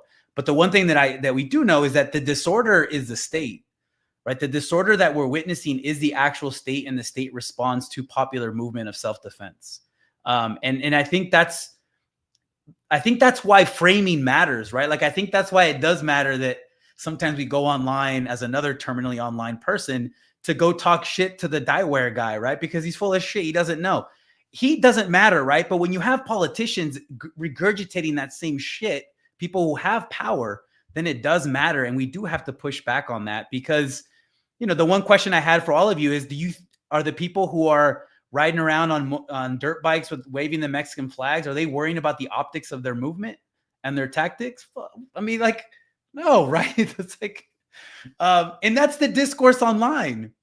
So maybe folks who are like far away from in LA, like maybe the stuff they could do is in the realm of media and framing and representation. They can push back against this bullshit.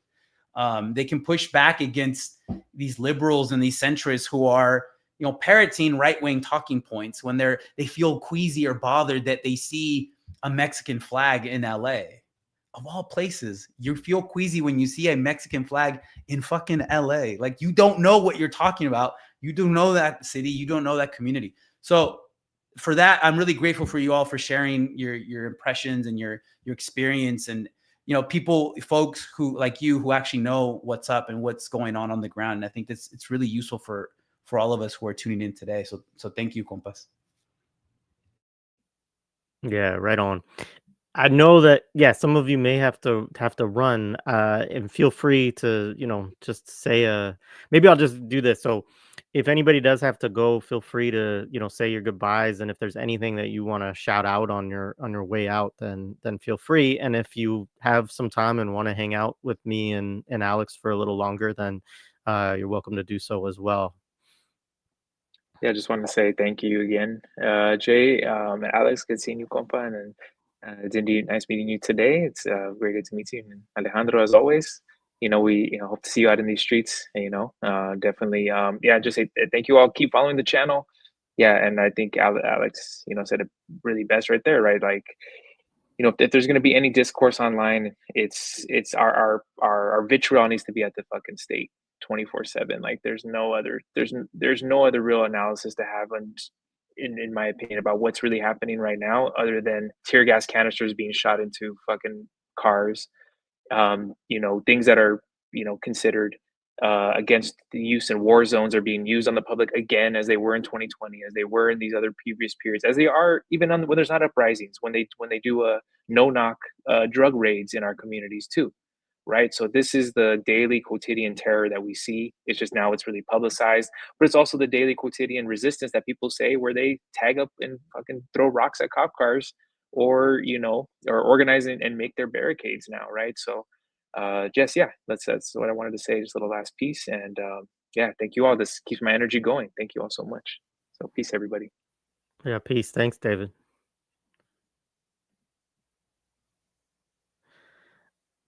All right. You both gonna hang out for a little bit?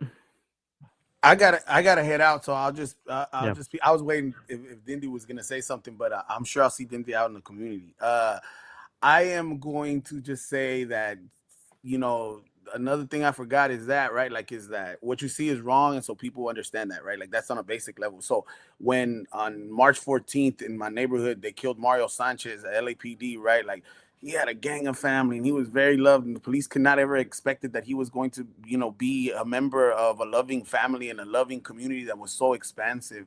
And to see the family kind of come out and protest against LAPD and Southeast Station and cross that fear line, people who might have always had resentment against the police, but God forbid you ever say anything to them, right? Cross that line to stand up against them, to have a police officer come out and say, don't cross an orange cone because you're not allowing people. We have hundreds of people here in the front of the station, and they said, man, basically, fuck you, and ignored that, right? Like, they are just, people do this all the time. And so to Alex's point, I was going to make it earlier, right? Like, people, who have lost loved ones to police terrorism, right? Like, to policing in and of itself, right? They are made abolitionists by fire.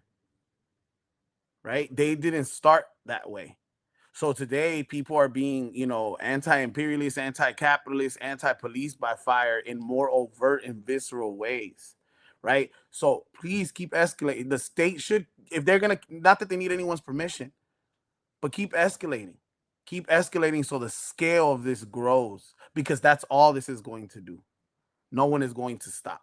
No one is going to stop. Like, this is going to go on forever. You can't plug this back in, not this time.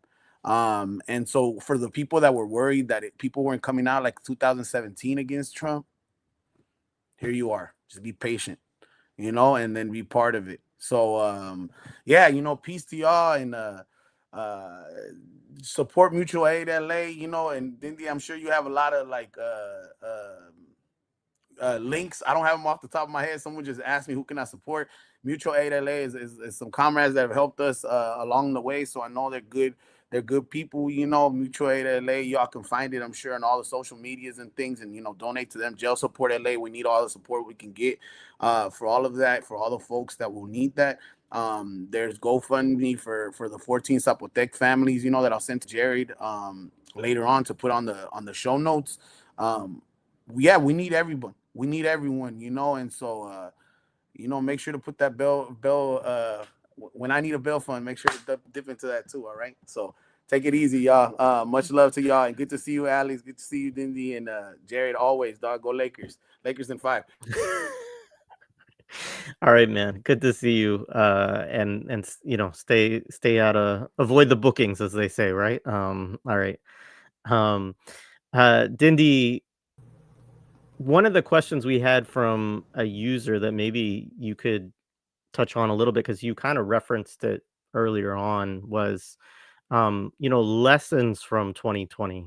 People are curious, like, how do we avoid falling into maybe they what they see as mistakes from 2020, or what were some of the lessons from 2020 that you feel like people have learned or need to learn? And again, without I know it's always difficult to have these conversations kind of in a public, YouTube friendly way, but what are your thoughts on some of the things that you think have been important lessons, or that you are can share, that you think are important for people, or that you're seeing people do that are different than what was going on in 2020 from your perspective?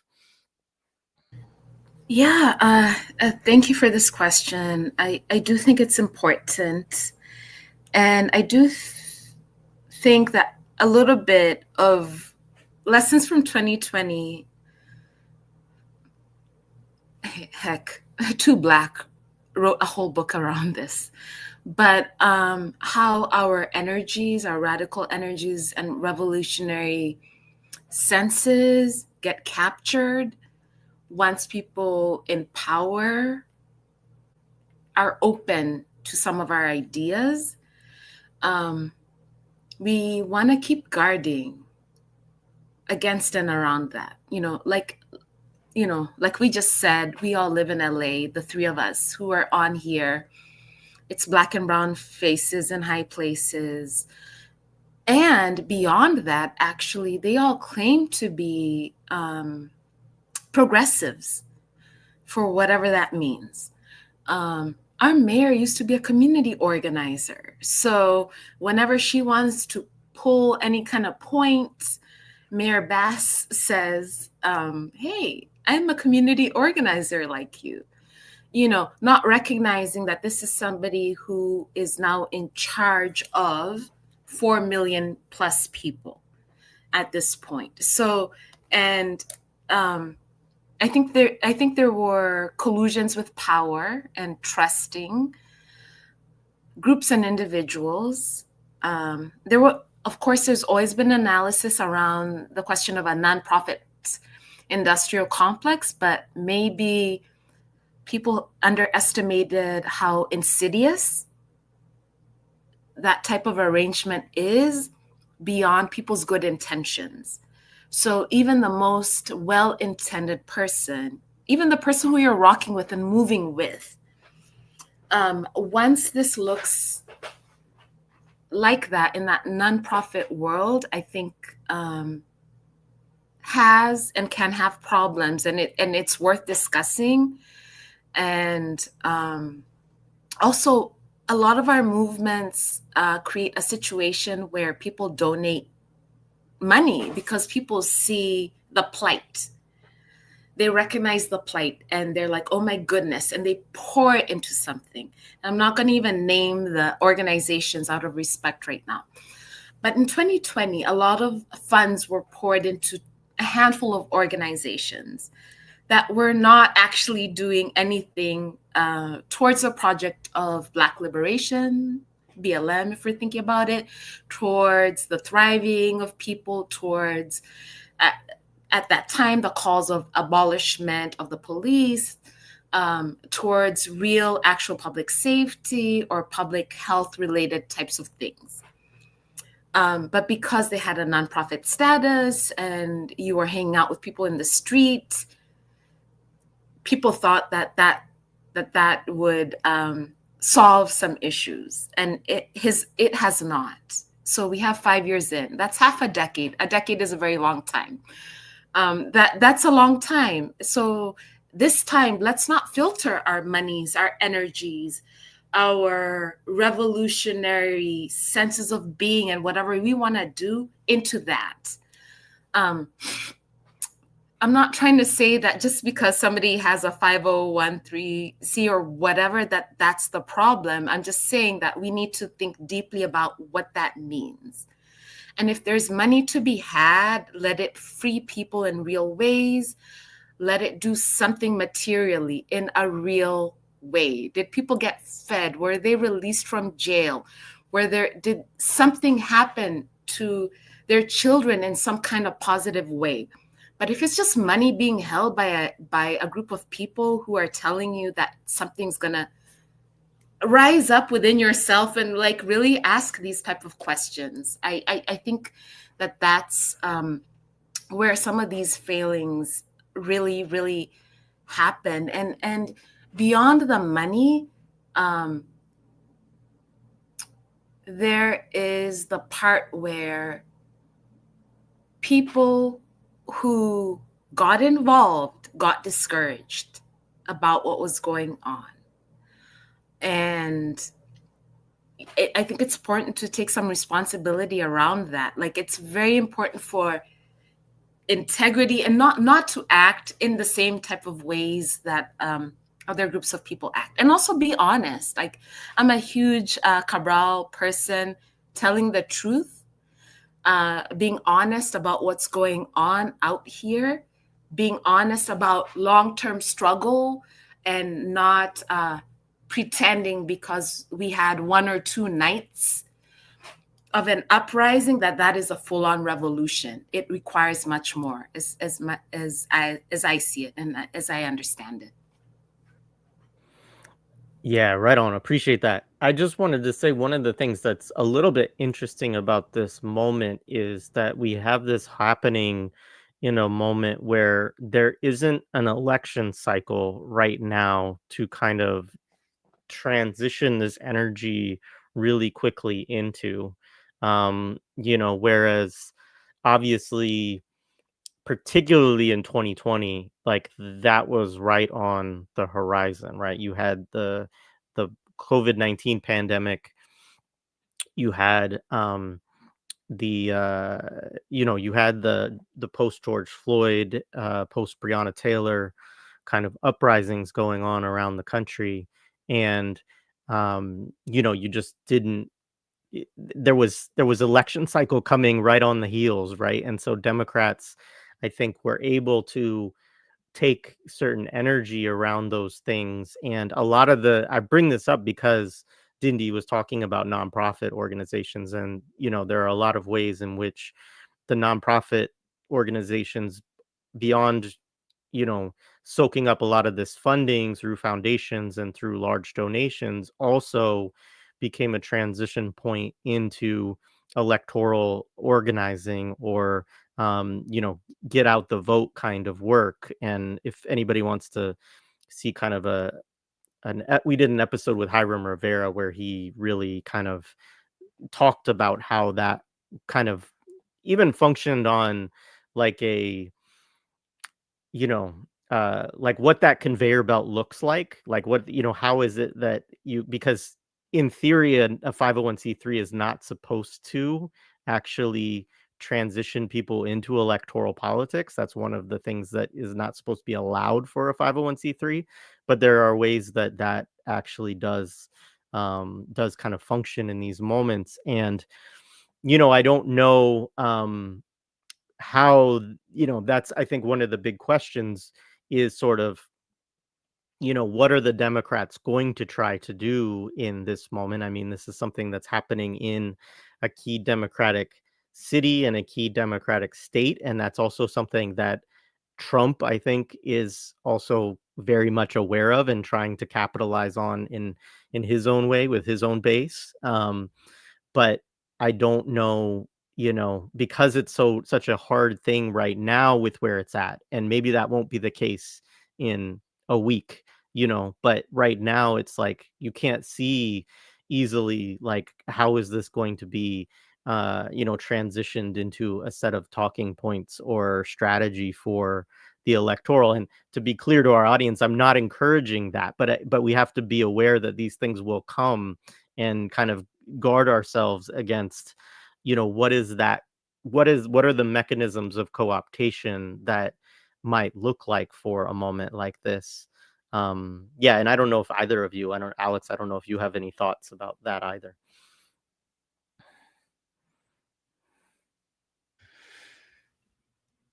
Yeah, I don't know. It's difficult to see. I mean, it can happen, right? That's the Democratic Party MO, is to try to find a way to do co-optation. And at this point, we've witnessed so many different ways, right? But the difference, I guess one difference in this, if we think about this as a cycle that goes back to 2020 and includes 2024, I mean, how they shift out of supporting genocide in Gaza and how they shift out of campaigning on out-Trumping Trump when it comes to so-called border security and migration, it's difficult to see. I'm sure it's possible. I'm sure that, this also gives, Trump escalating this and then sending in the Marines, apparently. I think David or Alejandro just put that in our chat, and then I just saw it online. I mean, that gives someone like Gavin Newsom an opportunity to try to pivot away from, harassing and terrorizing houseless folks, right? Like it gives them the opportunity to resuscitate a really bland, superficial hashtag resistance posture. So yeah, I think we always have to be on the lookout for that. Particularly when so many of them, as we were talking previously, Jay, that a lot of them are just showing their ass right now, telling people to like be nonviolent, accepting the premises of the Trump administration when it comes to describing this popular movement against state terrorism. When you have the deployment of Marines on U.S. soil against U.S. and folks in Los Angeles, right? You have someone like Bernie Sanders telling people, you should be nonviolent. Like, again, the violence is the state. It's not the protesters. The disorder in the violence is the state. So why then do you go online and post these? Well, we know why. Anyway, so yeah, I think that the possibility, someone like Karen Bass, right, as you were mentioning, Ndindi, like she was part of the Venceremos Brigade, right? Like she went to Cuba in 1973. So she does have that ability to be like, oh yeah, I used to be a revolutionary. I used to be a progressive. So that opportunity for some of these Democratic Party politicians to make a pivot is there. But again, for me, it's really difficult to see how they'll do that. They may be forced to do that if they're going to be electorally relevant. But it's the genocidal stink of 2024 is going to be something that is going to stay with them unless they come out and do something to stop the genocide in Gaza and to adopt a different posture, a radically different posture to migration, to migrants, to this state terrorism that the Trump administration is practicing. It's a really important reflection, and that, as immediately after I asked that question, the thing that popped into my head is something that you addressed directly, which is that they don't have to.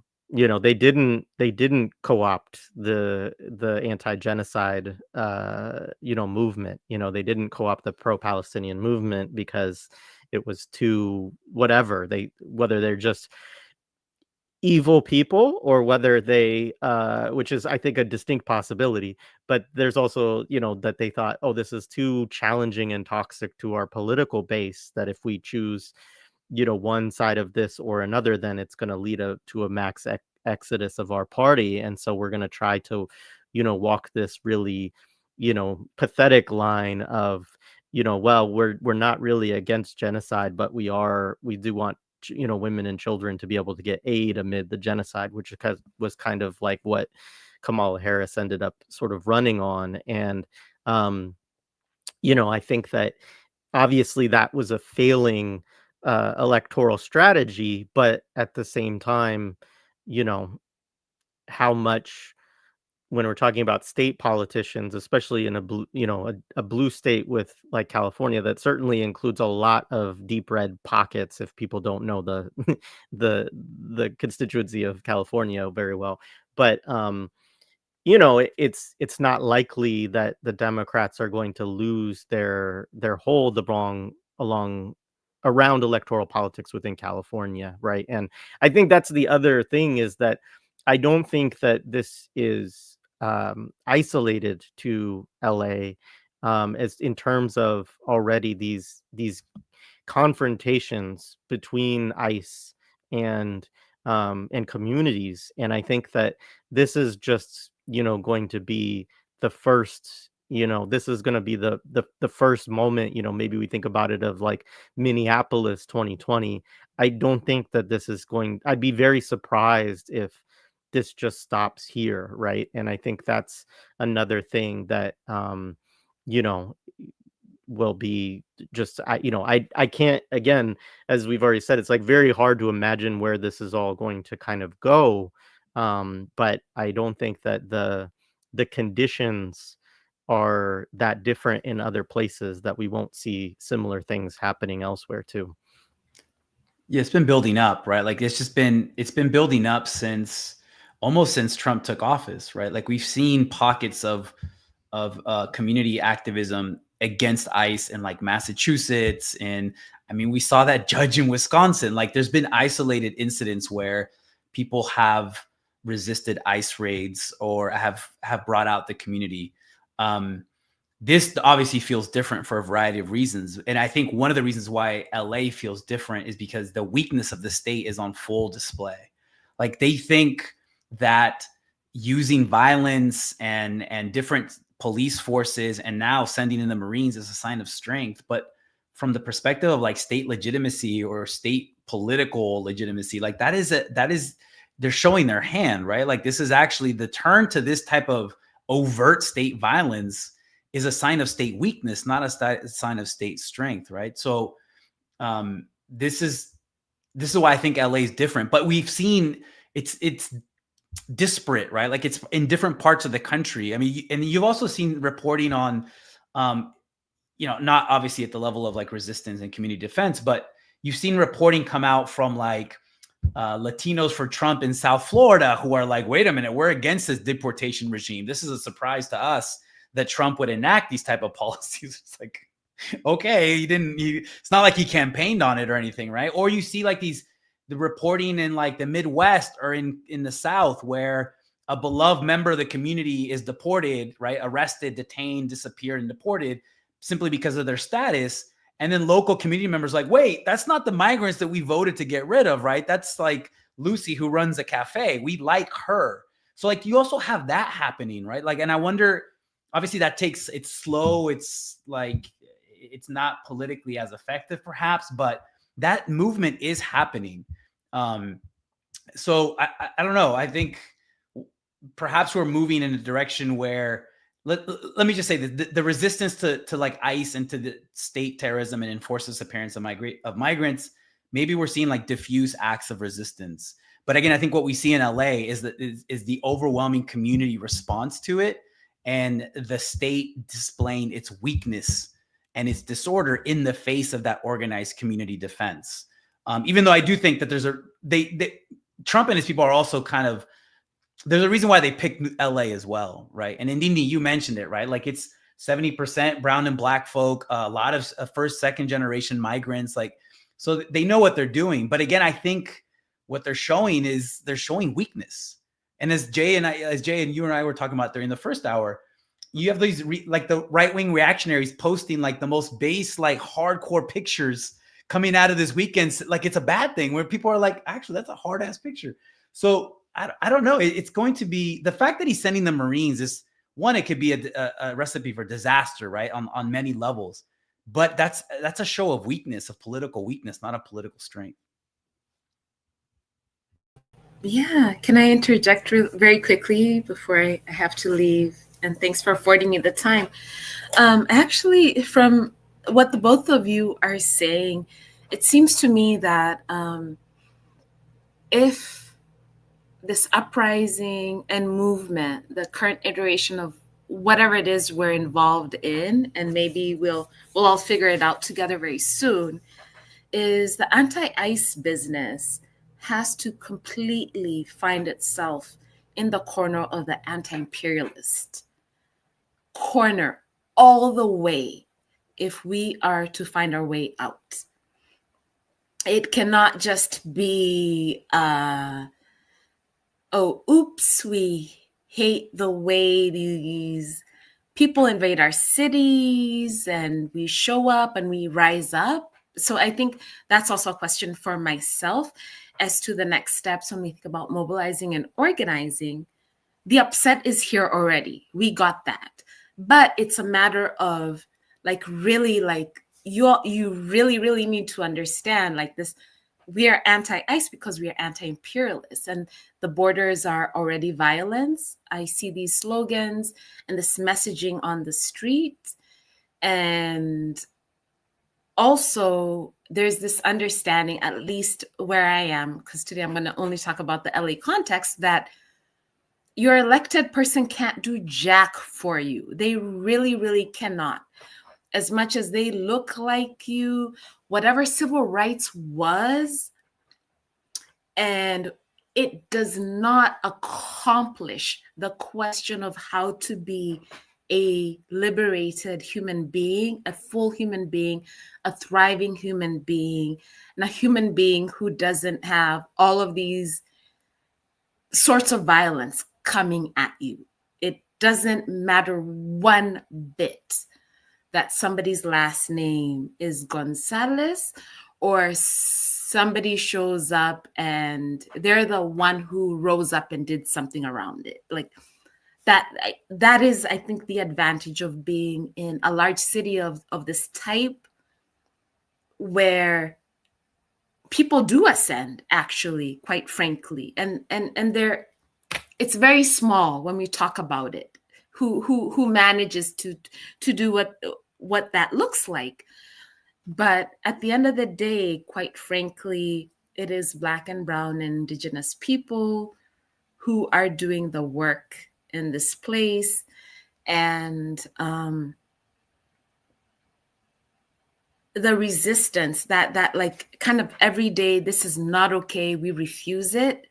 Those are the people who actually truly show up, more than a little bit of the organized, like we see what organized labor does, and that's important. And I very much hope that nobody picks up a clip on any of this that makes it seem as if though I'm not about organized labor. I am, my God, organize that goddamn labor.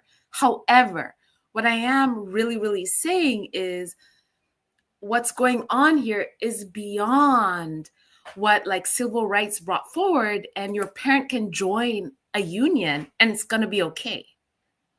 Clearly, it's not going to be okay if this is what's happening. After, when I get off this call very shortly, I'm about to see what's up with the Marines that are coming in our town.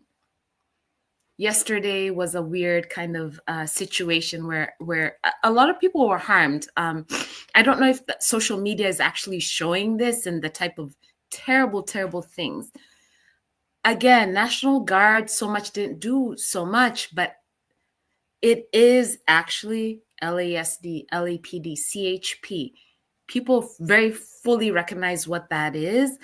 And so those of us who think about, talk about, write about, but actually show up at these things, we actually have to like be about alternatives and be about the real stuff that goes on out here. And most likely, if you're a brown or Black person in this place and you're a working person in this place, you already know it is terrible the way you're treated. It is terrible what people can afford. And it is outside of what Instagram shows when there are a handful of people who have a certain kind of lifestyle. This is not the lifestyle of Los Angeles. The lifestyle of Los Angeles is what you all have been seeing up in these streets. Skateboarders, sometimes tear gas, right? Street vendors, sometimes tear gas. Educators and teachers and walkouts, sometimes tear gas. But like that is who lives in Los Angeles. And we must actually seriously defend that outside of these type of things that people are talking about. And I think I'll say it because I'm super energetic about it. It has to be completely outside of not that electoralism doesn't matter, do that any day, but that cannot be the complete answer of whatever the questions we have with our society are. The answers seem to always come from our street actions and our rebellion and our revolt. The city of Glendale today, we're like, we don't collaborate with ICE. It's not because they all of a sudden found Black Jesus. They did not. They were like, oh no, we do not want these troubles to show up at our door. The Paramount rep was like, ICE was here, but they didn't grab anybody. It changed the situations because people showed up in the streets. So I'm always interested in thinking about like how we move that forward. Right on. Thank you so much, Ndindi. Appreciation for all of you stopping by today. And I know that you got to run to either an organizing meeting or something, and so I'm gonna let you get to that. But do send me. Also, I know Alex is gonna send me links. If you have links for mutual aid stuff or whatever, send it. I'll put it in the show description. And much appreciation for you and the work that you do. Thanks again. All right, man. I don't know if there's anything else that you want to say after all of that. That was great. No, that was great. I think I'll just say Ndindi's point about linking this to anti-imperialism is really important. If we're going to think about the civil rights movement as like the year model of a political protest, and let's do MLK Jr.'s Beyond Vietnam speech, like that moment, and then also to think about you have these BORTAC, these Border Patrol Special Forces units who were also deployed this weekend in LA, and these are people who are trained in Afghanistan and Iraq, right? And so she's exactly right. I think that's a really important point to link this type of community self-defense to anti-imperialism, and to think about also the last thing I'll say, I promise, is that when we talk about migration on the border, the U.S. is not doing this alone, right? Like a lot of their border regime in the last 2-3 decades, if not longer, has depended upon the active collaboration of the Mexican government, regardless of which political party is in power, left, right, center, whatever. And this is the case today. So that's another reason why it's important to use an anti-imperialist and anti-colonial lens to think about these issues. Yeah, right on. I also say, like, I've seen people in Yemen and people in Gaza and, Palestinians in the diaspora too, like shouting out and lifting up, and seeing LA as, as a part of the same struggle that they're a part of, even if they don't see it as like that it's, they're not trying to co-opt it and say like, this is about Palestine in that, not that, I don't, co-opt is the wrong word, but they're not trying to just like put it under an umbrella of the same struggle that they're in, but they do see the connection between U.S. imperialism and Zionism and, the regime that is put into the world, in terms of, what, for instance, Harsha Walia talks about as border imperialism and these kinds of things and these connections. And so, it's not incidental that they make those connections as well. And, I think it's important for us to see that. And there's also people, I've seen people in the street wearing, I referenced it earlier, but like, Hamas or PFLP colors or whatever. And I think that that's a product of the fact that there's also people who are learning lessons through Palestine solidarity work too, that are also in the streets, as a part of this struggle as well. So, yeah, the symbols, right? The red triangle symbols everywhere in LA, on the walls of LA now too, right? So that's interesting to think about what that symbol's become globally. And to understand that symbol, I think we have to be anti-imperialist. So I think Ndindi's point was right on. That's a really important thing that we hadn't quite covered. Yeah, no, absolutely. I do want to just shout out, folks, if you're looking for something else to watch, Tandisizwe Shimarenga's Root Work program on Black Liberation Media has started, but they have folks also doing a similar thing, and people that are organizers on the ground. And Tandi's in LA, so I'm sure she has some great folks that she knows that are organizing, that I'm sure will offer really good analysis as well. So I encourage people to check that out if there's looking for something to look at next. Alex, do you want to say as we close out, like, I think you referenced at the end of this piece what you're thinking about for our next installment, and of course maybe that's thrown up in the air now by the events of the past week, but what are you thinking about next? I mentioned at the end of the article that I wanted to focus on what the Palestine-Mexico border looks like south of the border in Mexico.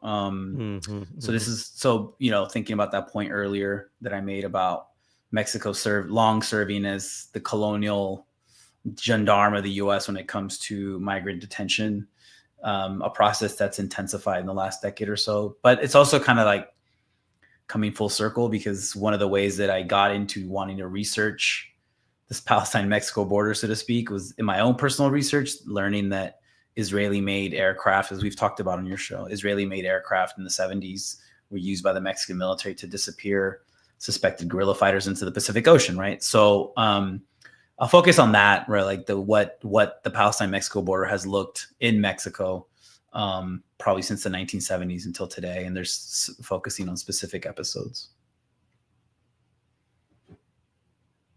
Yeah, right on. I was trying to pull up the playlist to remind myself what that conversation was called. It was called Latin America, Palestine, Israel, Anti-Colonial Yeah. Solidarity and Fascistic Counterinsurgency. And so if people want to check out conversation I had with Alex, what seems like a lifetime ago, but after October 7th, we talked about some of that history of the Zionist entity's relationship with with far right fascistic kind of governments within Latin America, as well as some of the interesting history around Palestinian solidarity, as well as Palestinians actually being displaced into different areas of Latin America and some of that. So yeah, that's a really good conversation. I look forward to reading, kind of where you go with that next and following that work that you're doing over there on foreign exchanges. And so people should check that out, subscribe to their newsletter, and